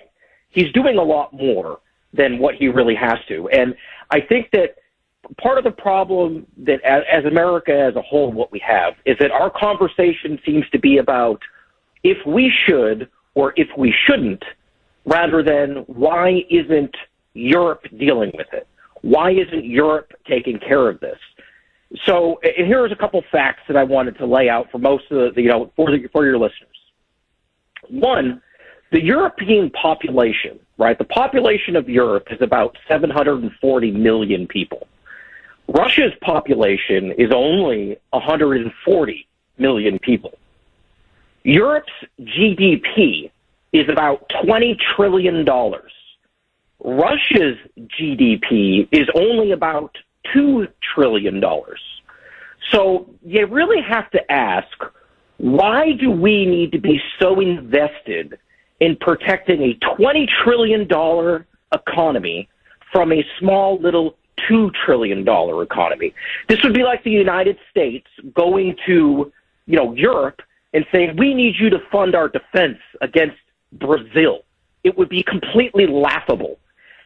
And I think that the part of the reason is that if we don't keep funneling money and the Europeans have to take care of this themselves, it's going to completely disrupt their way of life, where they would rather spend their tax dollars rather than defense and this war. They would rather spend it on free college. They would rather spend it on free health care. They would rather spend it on high-speed rail. They would rather spend it on government-subsidized airfare. So they want us to kick in and pay all this money to help fight some war against a country that is laughable in power and in size compared to Europe, so they can keep their social programs. They're using us. Sean, you are, as I like to say, not 100. You are 1,000% correct. There's an expression, la dolce vita, the good life. And that's what the Europeans embrace. That's the term they use. Okay, la dolce vita, which is Italian, the good life. And you mentioned it. It's cradle to grave welfare. It's 5 weeks paid vacation. You go to Europe in August. It doesn't matter. Take Germany, France, Italy, Portugal, Spain. I don't care. Pick your country. Literally, Denmark. Pick your country. I don't know, France. I don't know if I mentioned France. Greece. There's nobody working. Literally, the whole country shuts down. The whole continent practically shuts down. They're all on vacation the whole freaking month.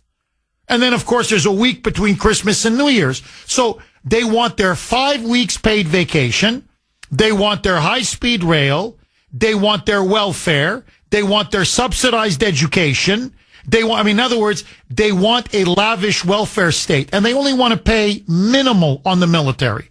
1% of GDP, 1.2, 1.3, except for Poland. Okay, Poland is the big exception. They're serious about their military.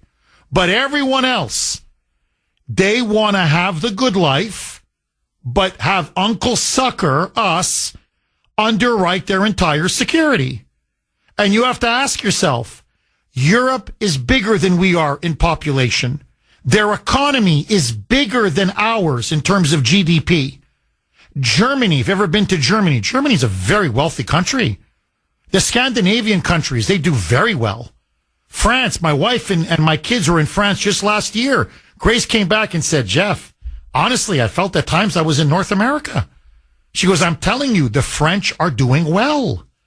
So the point is that their living standards are quite as, comparable to ours. So if they have more GDP, more population, a bigger economy, why are we protecting them? And that's the question Trump keeps asking. He goes, Ukraine is in your backyard. It's not in our backyard. He keeps saying this. We got a big ocean separating us from you. Now, I'm trying to end this thing because I don't want World War III. But you guys are going to fight me every step of the way? Well, if you think Ukraine is worth fighting and funding and dying for, you give them the weapons. You write the blank checks. You keep the Ukrainian government propped up. It's now or never. And if the Ukrainians are smart, sign the deal, because it's only going to get worse. 6868 is the number. Okay. Elon Musk. Why is Elon Musk now in the crosshairs? And he clearly is in the crosshairs. The deep state is gunning for him. The Democrats are gunning for him. Soros is clearly gunning for him. The left is gunning for him. Ukraine is gunning for him. They're all gunning for him right now. And this is a key point that Elon made. Elon said so far in an interview, one of his recent interviews, he said that one of the biggest things he's found is that the primary source of fraud, where there's real corruption, siphoning off of money, out and out thievery, stealing taking place, is through non-governmental organizations, NGOs. He said that's where we're finding a lot of the money is being embezzled or siphoned off, and it leads back to many powerful politicians. Now, by the way, one of the biggest NGOs, not the only one by far, but one of the biggest is Catholic Charities, where they've become in many ways almost a human trafficking ring. That's what they've become. They're in the illegal alien business. They bring in illegals. They resettle illegals, not just across Massachusetts, across the entire country. And Elon has now found hundreds and hundreds and hundreds of millions of dollars that he says has gone into Catholic Charities, where the money is then being used, where a lot of these kids and illegals are being then sent into the United States. Many of these kids just disappear. And he says, if you look at these NGOs, that's where the heart of the fraud is taking place. And that's where the politicians get involved. That's where they get their kickbacks, or they get it through their family members. Now, I just want to read to you a text, because I think it really hits the nail on the head.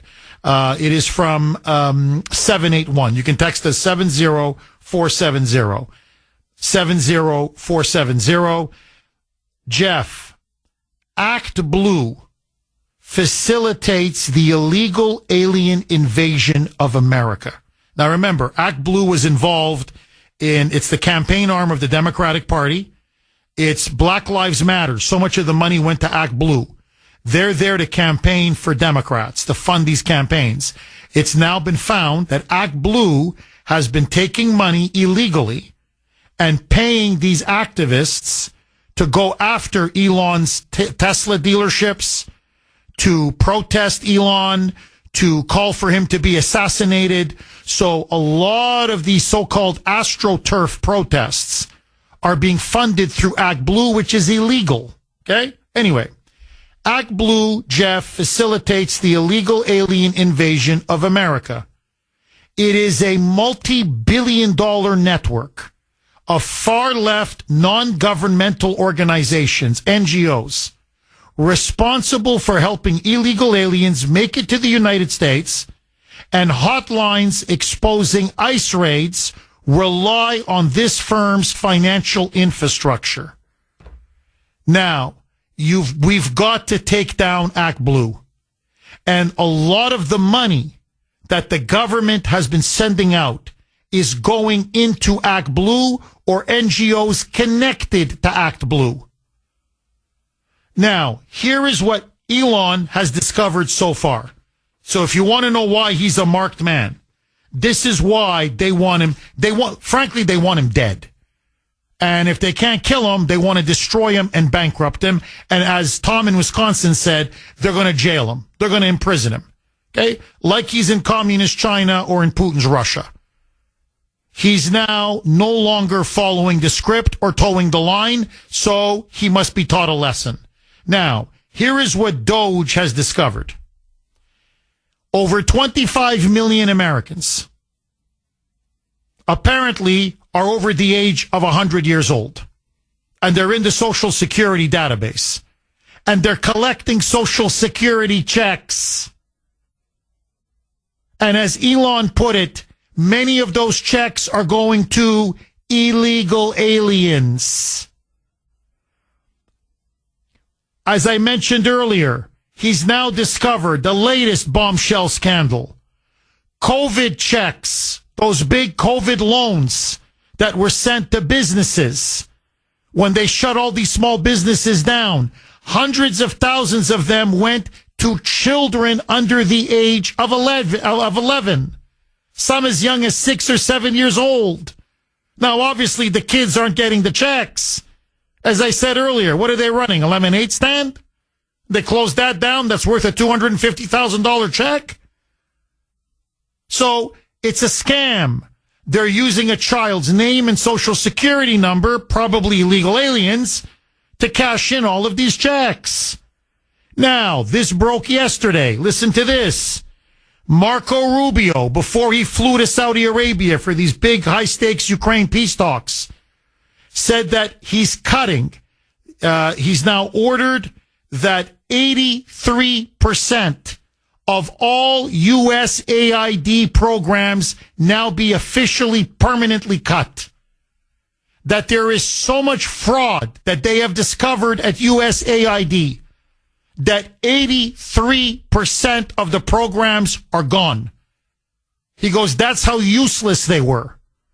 Millions of dollars to fund circumcision in Mozambique. I swear to you. Transgender comic books in Peru. Transgender operas and plays in Colombia. To hire and recruit more LGBTQIA plus people for some reason in Serbia.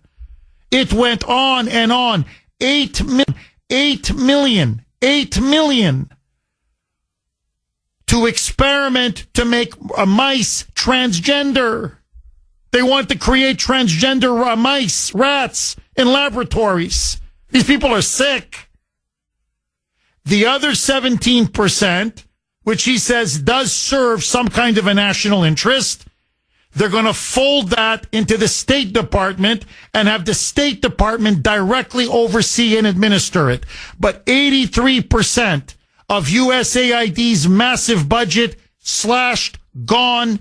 It wasn't just a waste of money, as Rubio said. As Rubio said, by the way, I wish it was just a waste. Much of it worked directly contrary to American national interests. And then, now, listen to this. They did a review of the Veterans Affairs Department of the VA. And Elon tipped off the VA Secretary, Doug Collins, who, by the way, is doing an excellent job. And he says, do you have any idea how these contracts, there are over 5,000 VA contracts, how much of them is full of waste and fraud? We're looking at billions and billions and billions of dollars that are literally lining people's pockets, and nothing is being done in return. The Democrats just keep saying, oh, we're spending X amount of money on the veterans. You see what a great job we're doing? Yeah, is it actually reaching the veterans? Is it helping veterans? Is it feeding veterans, housing veterans, giving them health or medical care? You want to see how bad it is? I swear, you won't believe me. You won't believe me. Okay, here is VA Secretary Doug Collins. After DOJ looked into it, here's now what they have found. Roll cut 16, a mic. There are many people complaining about the changes we're making at the VA. But what most of them are really saying is, let's just keep doing the same thing at the VA has always done. No, not going to happen. The days of kicking the can down the road and measuring VA's progress by how much money it spends and how many people it employs rather than how many veterans it helps are over. Here's just one example. We're conducting a comprehensive review of the VA's 90,000 contracts, which are worth more than $67 billion. After reviewing roughly 2% of those contracts, we were able to cancel nearly 600 non-mission critical or duplicative agreements that will save the department roughly $900 million. Just imagine how much more we'll be able to save after we review the rest of VA contracts. I mean, either you laugh or you cry. I mean, I don't know what to say anymore. I mean, I'm telling you, this is like Eastern Europe. You know, I used to always say, well, there's corruption, and then, well, there's Eastern Europe corruption. You know, I mean, there, as the saying goes down there, take, but not so much. Leave something for the roads, the schools, the hospitals. Holy mackerel. 2% of the contracts, just 2%, and they found $900 million in fraud. That's 2%. As Doug Collins says, what do you think we're going to find after 98%? Now you know why. All this money going to Veterans Affairs. All this money for the vets. And they're homeless. And they're sleeping on the streets. And they call up and they say, I can't get a meal. I can't get any mental health treatment. It takes me 6 months, 9 months, a year to see a doctor. We're being treated like garbage. Well, now you know why. Because they've been stealing the freaking money. That's why they hate Elon Musk. And let me tell you two things, okay? Trust me, okay? And that I want to go to the phone lines. The two things, above all, okay, they hate him for everything. Don't get me wrong. But the two things above all, they're going to crucify him over. Because for them, it's unforgivable. Number one, how much of the USAID money, remember, this is supposed to go to help foreign countries, was actually kicked back to fund the Associated Press, Reuters, CBS, CNN, MSNBC, the New York Times,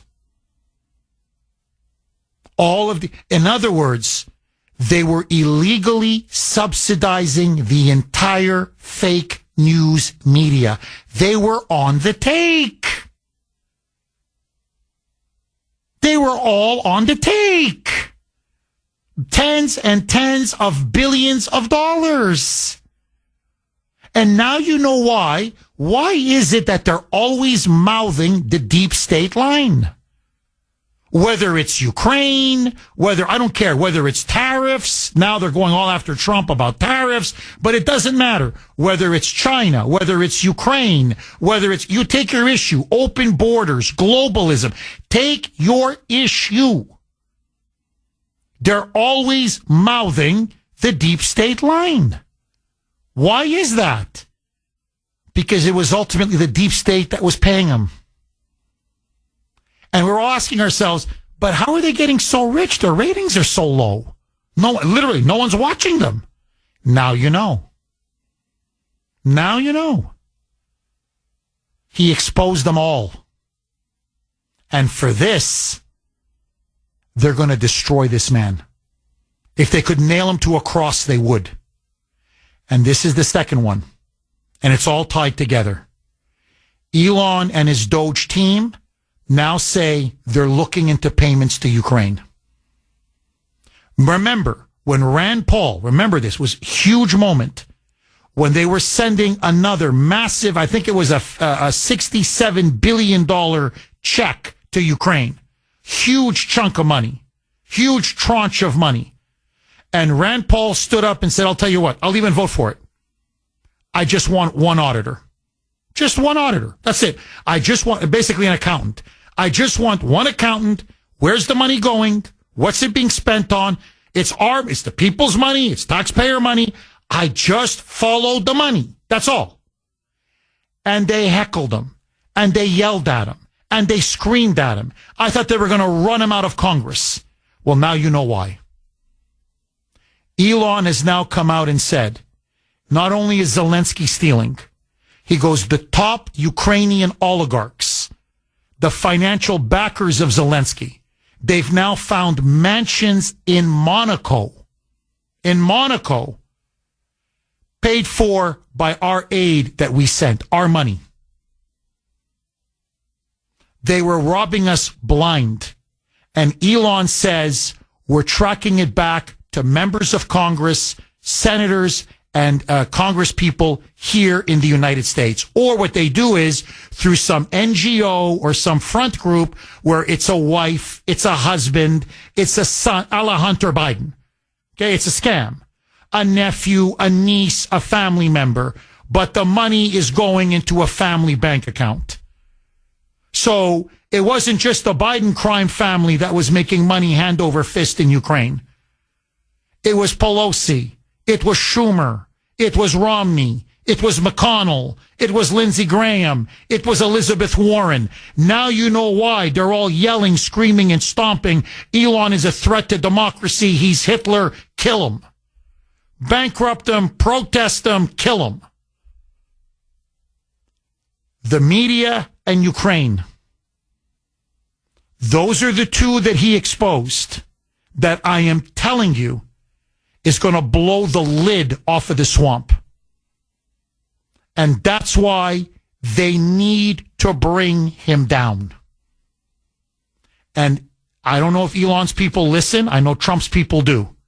My advice to Elon from the bottom of my heart, watch your back.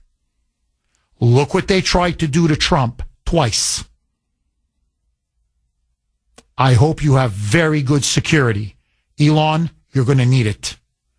Kathy in Rochester. Thanks for holding, Kathy, and welcome. Hi, Jeff. Hi, I Kathy. cannot believe the perfect segue you gave me. That's just amazing because I was calling just to let people know that we have such a huge problem with the network news.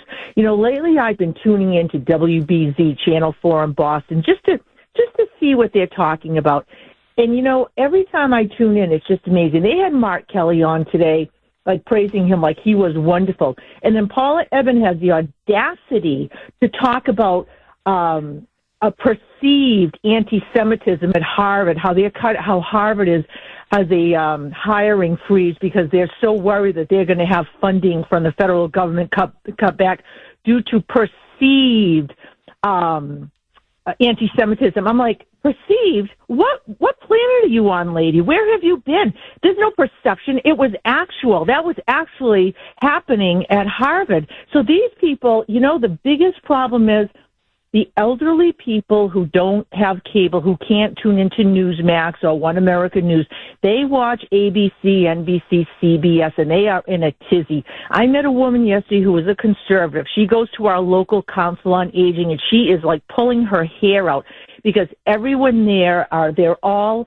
liberals, and they all hate Trump. And they all think that he's going to take away their Medicare and he's going to take away their Social Security. And she's like, what is wrong with these people? I said, what's wrong is that they are watching network television and they are getting misinformation, propaganda, and they're buying it. And it's a huge, huge problem. They're always reporting one side. It's one-sided reporting, and it's just so wrong. And somebody needs to stop it. But Pam Bondi, where is she? I mean, these people, were talking about they were going to do this, they were going to do that. Where's Pam Bondi? Where's Kash Patel? Why aren't they, taking action like they promised they would do? Kathy, look, I think part of the problem is us. I don't mean you, but I mean me and all of us. We keep referring to it as television news. That's 40, 50 years ago. They're state-run media. They're state-run propaganda. CBS News is bought and paid for. Literally, they're literally bought and paid for. So who does the deep state want to send? Mark Kelly. They send Mark Kelly. What does state-run media say? Look how great Mark Kelly is. He's a warrior for Ukraine. He's standing up to Putin, punching him in the face. Fight to the end. What a great hero Mark Kelly is. So the checks go from the deep state to CBS News, and they tell them, okay, literally, like in the old Soviet Union, comrade, we need nice profile piece on Mark Kelly, okay? And remember, stay on message. Ukraine good, Putin bad. Zelensky hero, Putin bad guy, okay? And Mark Kelly, mini-me, a great guy too. So it's state-run media. It's state-run propaganda. CBS News is bought and paid for. Now, if we just start talking like this and saying, yeah, I don't watch state-run media, many liberals are going to say, well, what do you mean? What do you mean state-run media? It's independent, it's private. No. Didn't you hear the big scandal? They've been taking billions of dollars in USAID money. They're just a mouthpiece for the deep state, for the military-industrial complex. Yeah, it's just, they're bought and paid for. They're no different than the Chinese media. Oh, really? Yeah, look it up. It's all there. They have the accounts, they have the receipts, they have the money, they have the whole thing. We have to change the language, Kathy. That's the only way we're going to win. The left controls the language. We have to take the language back. Final word to you, Kathy. Well, I totally agree. And not be afraid to speak the truth, because that's the problem with a lot of conservatives. They're so afraid. They're so afraid to speak the truth. And we have got to start becoming bold and really educating people and making them aware of what's going on. Because if they do not watch, if they don't listen to radio programs like your show or other conservative talk shows on radio, or they don't watch Newsmax, they have absolutely no clue what's going on, because they're being lied to, but they're buying it. They're believing it, because in their minds, they say, oh, well, that's CBS, that's ABC, that's NBC, so it must be true. But it's not. It's a bunch of propaganda, and that's what it is, propaganda. I have a friend who's Polish. Unfortunately, he doesn't speak English, and I don't speak Polish. God, I wish I did, because he is so smart. He watches TV, and all he says, oh, propaganda, propaganda. And I laugh, because I'm like, you are so right. You are so smart. He knows propaganda when he sees it, because he comes from a communist country. But Americans are stupid. They just buy the BS. They have no conception. Yeah, that the media is there to lie to you. Look, George Orwell famously said, propaganda and the media are the two most effective weapons in the history of the world. We have the truth. We need to speak it now. 617-266-6868 is the number.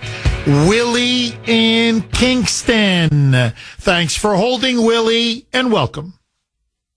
Good morning, Jeff. Hi, Willie. I really love your show. Thank you, Willie. I listen to it every day. Just getting back on Kathy's issue with social media. Yes. Why is it a secret? Why aren't we more informed on what's going on? And, you know, the only way I get to listen to what's going on is because of your show. And I like to be, you know, educated on what's happening in real life in the world. And to get back on the VA matters, I think it's wrong that it takes so long for them to get what they need, and that why there's so many people homeless.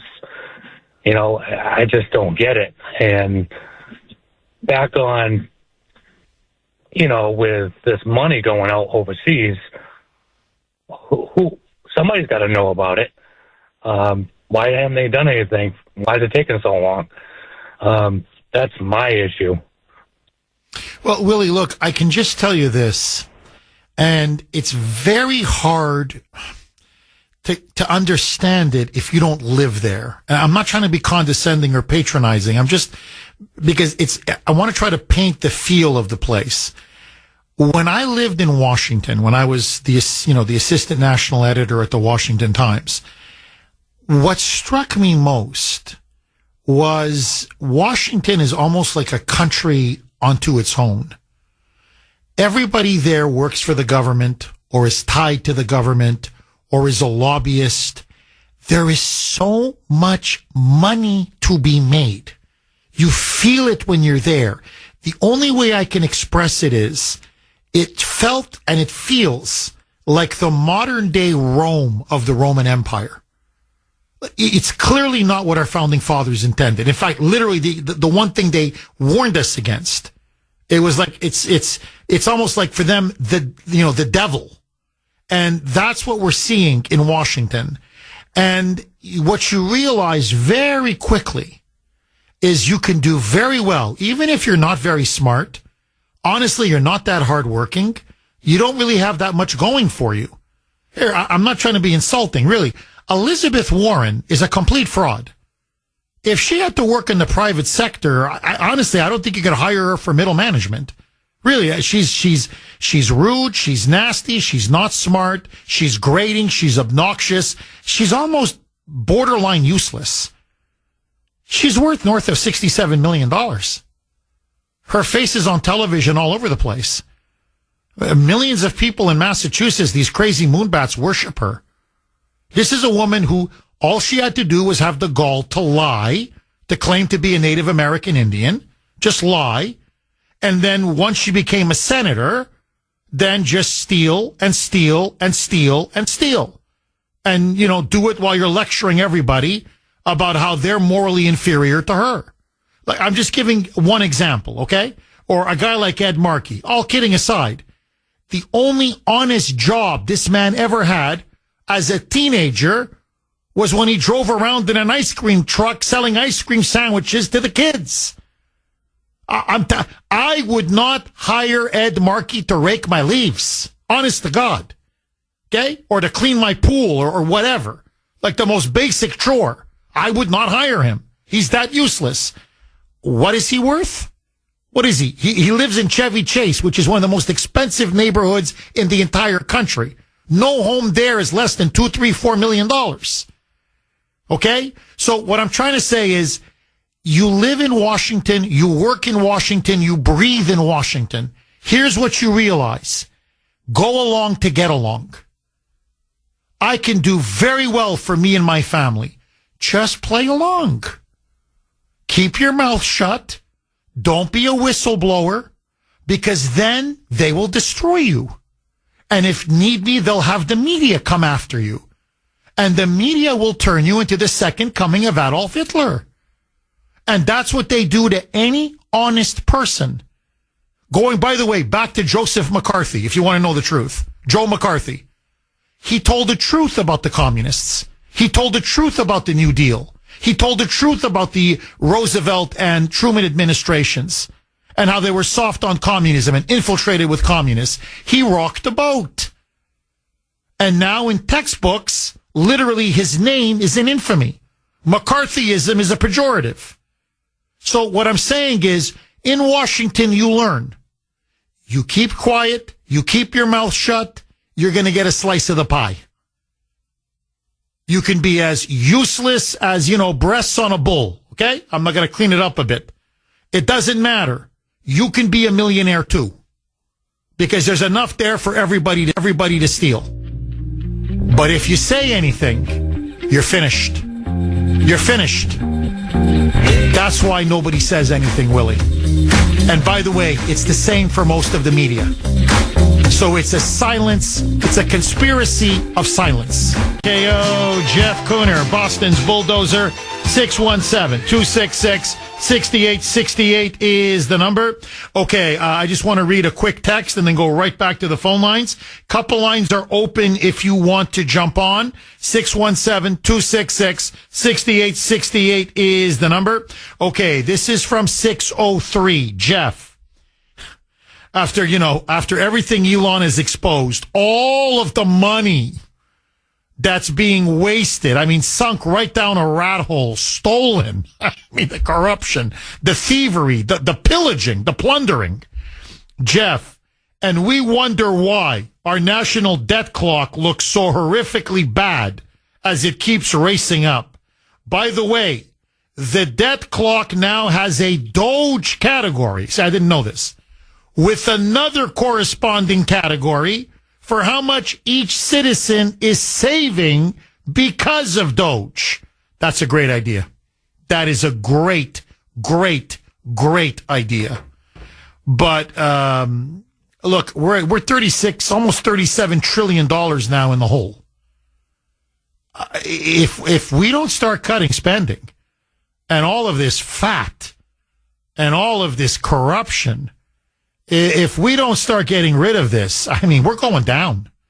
No country can survive this over a long period of time. It's literally unsustainable. To me, Elon Musk is a national hero. That's what I find incredible. And, and they're threatening him. They're protesting him. And as I said earlier, only 5 minutes ago, they loved the guy. When he was a Democrat and he was building these cars to combat climate change, then he walked on water. The minute he said, I'm no longer a Democrat, it's over. It's over. Now it's mission destroy Elon. Zach in Stoughton. Thanks for holding, Zach, and welcome. Hi, Jeff. How are you doing? Good. How are you, Zach? I haven't spoke to you since the Orange Man won. What? Oh, I can't believe it. At least we have luxury problems somewhat, besides the World War III and all that type of stuff. I think, Jeff, you hit the nail on the head when you said about Rome and Washington, D.C. I think what's going on is with this corruption and what Elon is finding, the biggest struggle that they're probably having, in my eyes, is that if we tell them everything, they're not going to pay. We're all going to hit the streets. So it's like, like in the movie Waterworld, they smoke, throwing them cigarettes and, Game of Thrones and throwing them breads to the crowd. If we really knew, and it's both of them, the Republicans and the Democrats, how much they've really been taken from us, what's going to stop us from just saying, hey, all right, hey, listen, we didn't do this. We're not paying this. All you clowns took all our money. All you, and we'll just not pay them. So, that's what I think is probably going on. There has to be a limit, and they're trying to keep it at bay. What do you think about that? That's a very interesting point, Zach, because when I used to fill in for Michael Savage years ago, when I was still in Washington at the Washington Times, and so I was basically his fill-in, okay? I would say this to the audience, and they found it funny. They chuckled. They said, he has a little bit of a point, but, he's exaggerating for effect, right, for dramatic effect. And I would always say pretty much what you're saying. And this was, Zach, we're looking at maybe 15, 17 years ago. Okay, it's gotten much worse in the last 15 to 17 years. And I would say, if you knew how bad it was in Washington, how much they misspent and stole your money, the crimes and the abuse of power that I see on a daily basis. If you, the American people, knew, I said, I swear to you, you'd pick up your pitchforks and start a political revolution. Or you wouldn't pay your taxes. Like the whole country would say, nah, screw you, blank you. We're not paying taxes. Bye. Just let the whole system crash. Just let it crash and burn. And people are like, Kuhner, come on, it's not that bad. I'm like, no, I'm telling you. When I was on in D.C., I had a very popular show in D.C., okay? And then it got bought over, and they got rid of all the conservatives, myself included, turned it into an ESPN radio show. My ratings were through the roof. My motto there was the last honest man in Washington. That was my motto.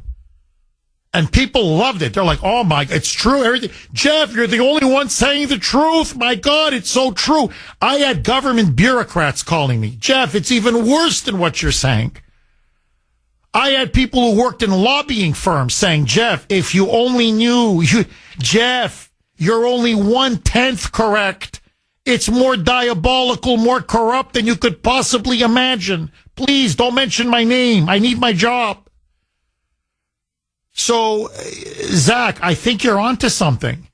And if you notice the way Trump and Elon are setting the whole thing up, they're giving us the information in dribbles. A little here and a little there. Because I think if they gave it all to us in one shot, right, in one massive chunk, I think the country would revolt. Like either they'd say, you know what, all the bums out. All the bums out, and you see millions go to the streets in protests, or, like you said, Zach, why am I paying taxes? Now, everyone should pay their taxes. Please, don't get me wrong. It's against the law. It's a crime. But I got to tell you, Zach, on social media, I cannot tell you how many people are now saying what I'm about to say now. Outside of it being a crime, so you don't want to go to jail, why are we paying taxes? I'm hearing this now again and again and again because so much is being stolen or wasted or siphoned off or, used for nefarious or corrupt reasons or whatever. Like, really, people are like, and I'm paying taxes. Why?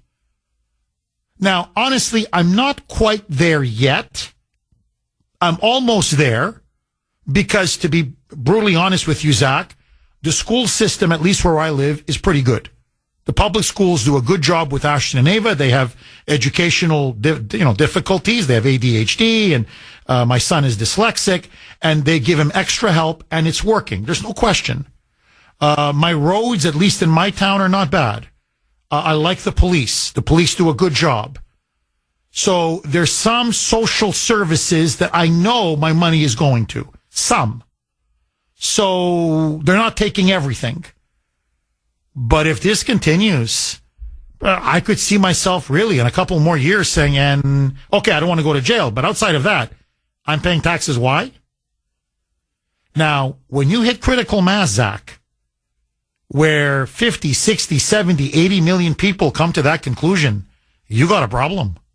I mean, this country has a problem. Am I wrong? Final word to you, Zach. Did we lose Zach? Right. Oh, go ahead, Zach. Go ahead. Hey, Jeff, I had one more thing. I tried to call you last week. Do you mind if I bring it up? Yes, go ahead. So you were talking about Canada on and on and on. And the thing is that we take hockey serious around here, too. So we didn't know if we could trust you, Coon Dog. And when that big fourth face nations was going on, you stayed away from that with like a 10-foot pole. So we were watching you, and we think you were voting for Canada. No, it's the exact opposite. Honestly, no, it's the exact. I wanted Canada to lose, and I'll tell you why. Not just because I always root for Team USA, but I swear to you, Justin Trudeau politicized that game and made it seem like if they win that silly hockey game, nothing was at stake, by the way, Zach. That this would mean Canada was right, Trump was wrong, Canada's going to win the trade war. And I'm like, please, God, please let Team USA win. Please teach that woke idiot a lesson once and for all. Zach, they were up 2-1 in the second period. I thought we had him. And then it was 2-2. And then it went to overtime. And even then in overtime, Zach, how many chances did we have to put it away? And then, well, you know what happened. 3-2, Canada won in overtime. But no, Zach, I'm Team USA all the way, my friend. See you later, Jeff. Take care, Zach. Yeah, Mike, I got to say this. Mike was the first one to tell me. I said, Mike, you think the boys are going to, right, Mike? I said, you think the boys will pull it off tonight? That final, that championship game between us and Canada. And he said, it's at the Garden, TD Garden, the curse of the Garden. He goes, I'm telling you, Canada's going to win. Because remember, the Team USA just, what was it, Mike, a week before, 10 days before? Yeah, the weekend before, we beat them. Yeah, we beat them. We beat Canada, so, and then we had a couple of injuries. I got to tell you, some of those injuries hurt us, no question. But anyway, Mike said, no, Jeff, I'm telling you, the curse of the Garden. And you know what, Mike, you were, as usual, when it comes to sports, you were not 100, but 1,000% correct. So trust me on this. You never want to bet against Mike when it comes to sports. Hockey, football, college football, you name it. 950 on the great WRKO. Jeff Kuhner, Boston's Bulldozer. 617-266-6868 is the number. So anyway, just very quickly, Sandy was talking to me off air saying, Jeff, about yesterday's conversation. Should I move to New Hampshire? She's like, Jeff, you still got to pay state income tax. You work in Massachusetts, you're going to have to pay the income tax whether you like it or not, even if you end up living in New Hampshire. To which I then said, yeah, my family, my wife and my kids put the kibosh on the whole thing. I go, forget it, I'm not moving to New Hampshire. And she said, why? And I said, because someone who listens to the show told my Ava at school that, your dad's considering moving to New Hampshire. Oh, man, she came home, all hell broke loose. Daddy, my friends, Daddy, my school. She started to cry. Ashton then, of course, piled on. His friends, his school. Grace piled on. As I was telling Sandy, now that was an insurrection. I wish I was filming it. Forget January 6th. That was a real insurrection. Well, and then, of course, Mike's response just now is, boy, I wish he'd grow a spine. Be a man, for God's sake. Who's the man of the household, Jeff? You or your wife and kids? Now, I just want to say one final thing. If this was my dad, Mike, I think we already have the answer. It's your wife and kids. Now, that was a man. I'm just saying, my late father, that was a man. You think there would be any discussion or debate if he decided for our best interest we needed to move? No. My dad said we move. No questions asked. With me, it was a rebellion. So, anyway, at least until the kids are in college, no, I'm not moving to New Hampshire. So I don't know what else to tell you.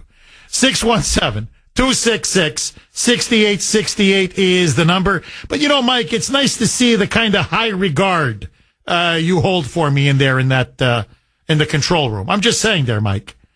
Bob in Raynham. Bob, thanks for holding and welcome. Hey, Jeff, how's it going? Good. How are you, Bob? Good, thank you. Better than last night at dinner. Let me just put it to you this way, Bob. Yeah, I know how that goes. But anyway, so on the national level, I was trying to wrap my head around what $37 trillion is. And what I calculated is there are 80 million single-family homes in the United States. And if each one of those homes costs $500,000, that's about $40 trillion. So that's that point I wanted to make, just to have everyone try to wrap around their head around what that number is. Then I was thinking about the state level, and I've been paying attention to the state government for about 30 years now. And I think when I first started paying attention, the state budget was $9 trillion, which I thought was obscene then, because I think the budget in New Hampshire was only 9 billion. It was only 1.5 billion. But now I think she's asking for $62 billion this year to run the state. And I've never heard in those 30 years ever a discussion of, geez, we got to cut our budget, we got to tighten the belt, we got to do anything. They just keep going and going and going, and there's never like we have to do tightening the belt when things get tough. They just keep on, pushing. And this new invasion of illegals, where most of us see it as a problem and, attacks on our schools and attacks on hospitals and everything else that brings with it, these people see it as a boondoggle where they can create more phony jobs, more phony organizations to quote unquote help people. But the thing is, they never help anyone except for themselves. They just keep building these monstrosities to quote unquote help people. But no one gets help. They just keep proliferating the nonsense and making it bigger and bigger and bigger. And even if you look at your state, your own town, I mean, every town in the state, I think, so far has gotten a new police station, new fire station. They all have SUVs now. The old sedans aren't good enough. So this is through the whole system, from President of the United States down to the dog catcher. I mean, it has to stop, or we're done. It's one massive boondoggle. Bob, you're completely right. And look, let me leave everybody with this.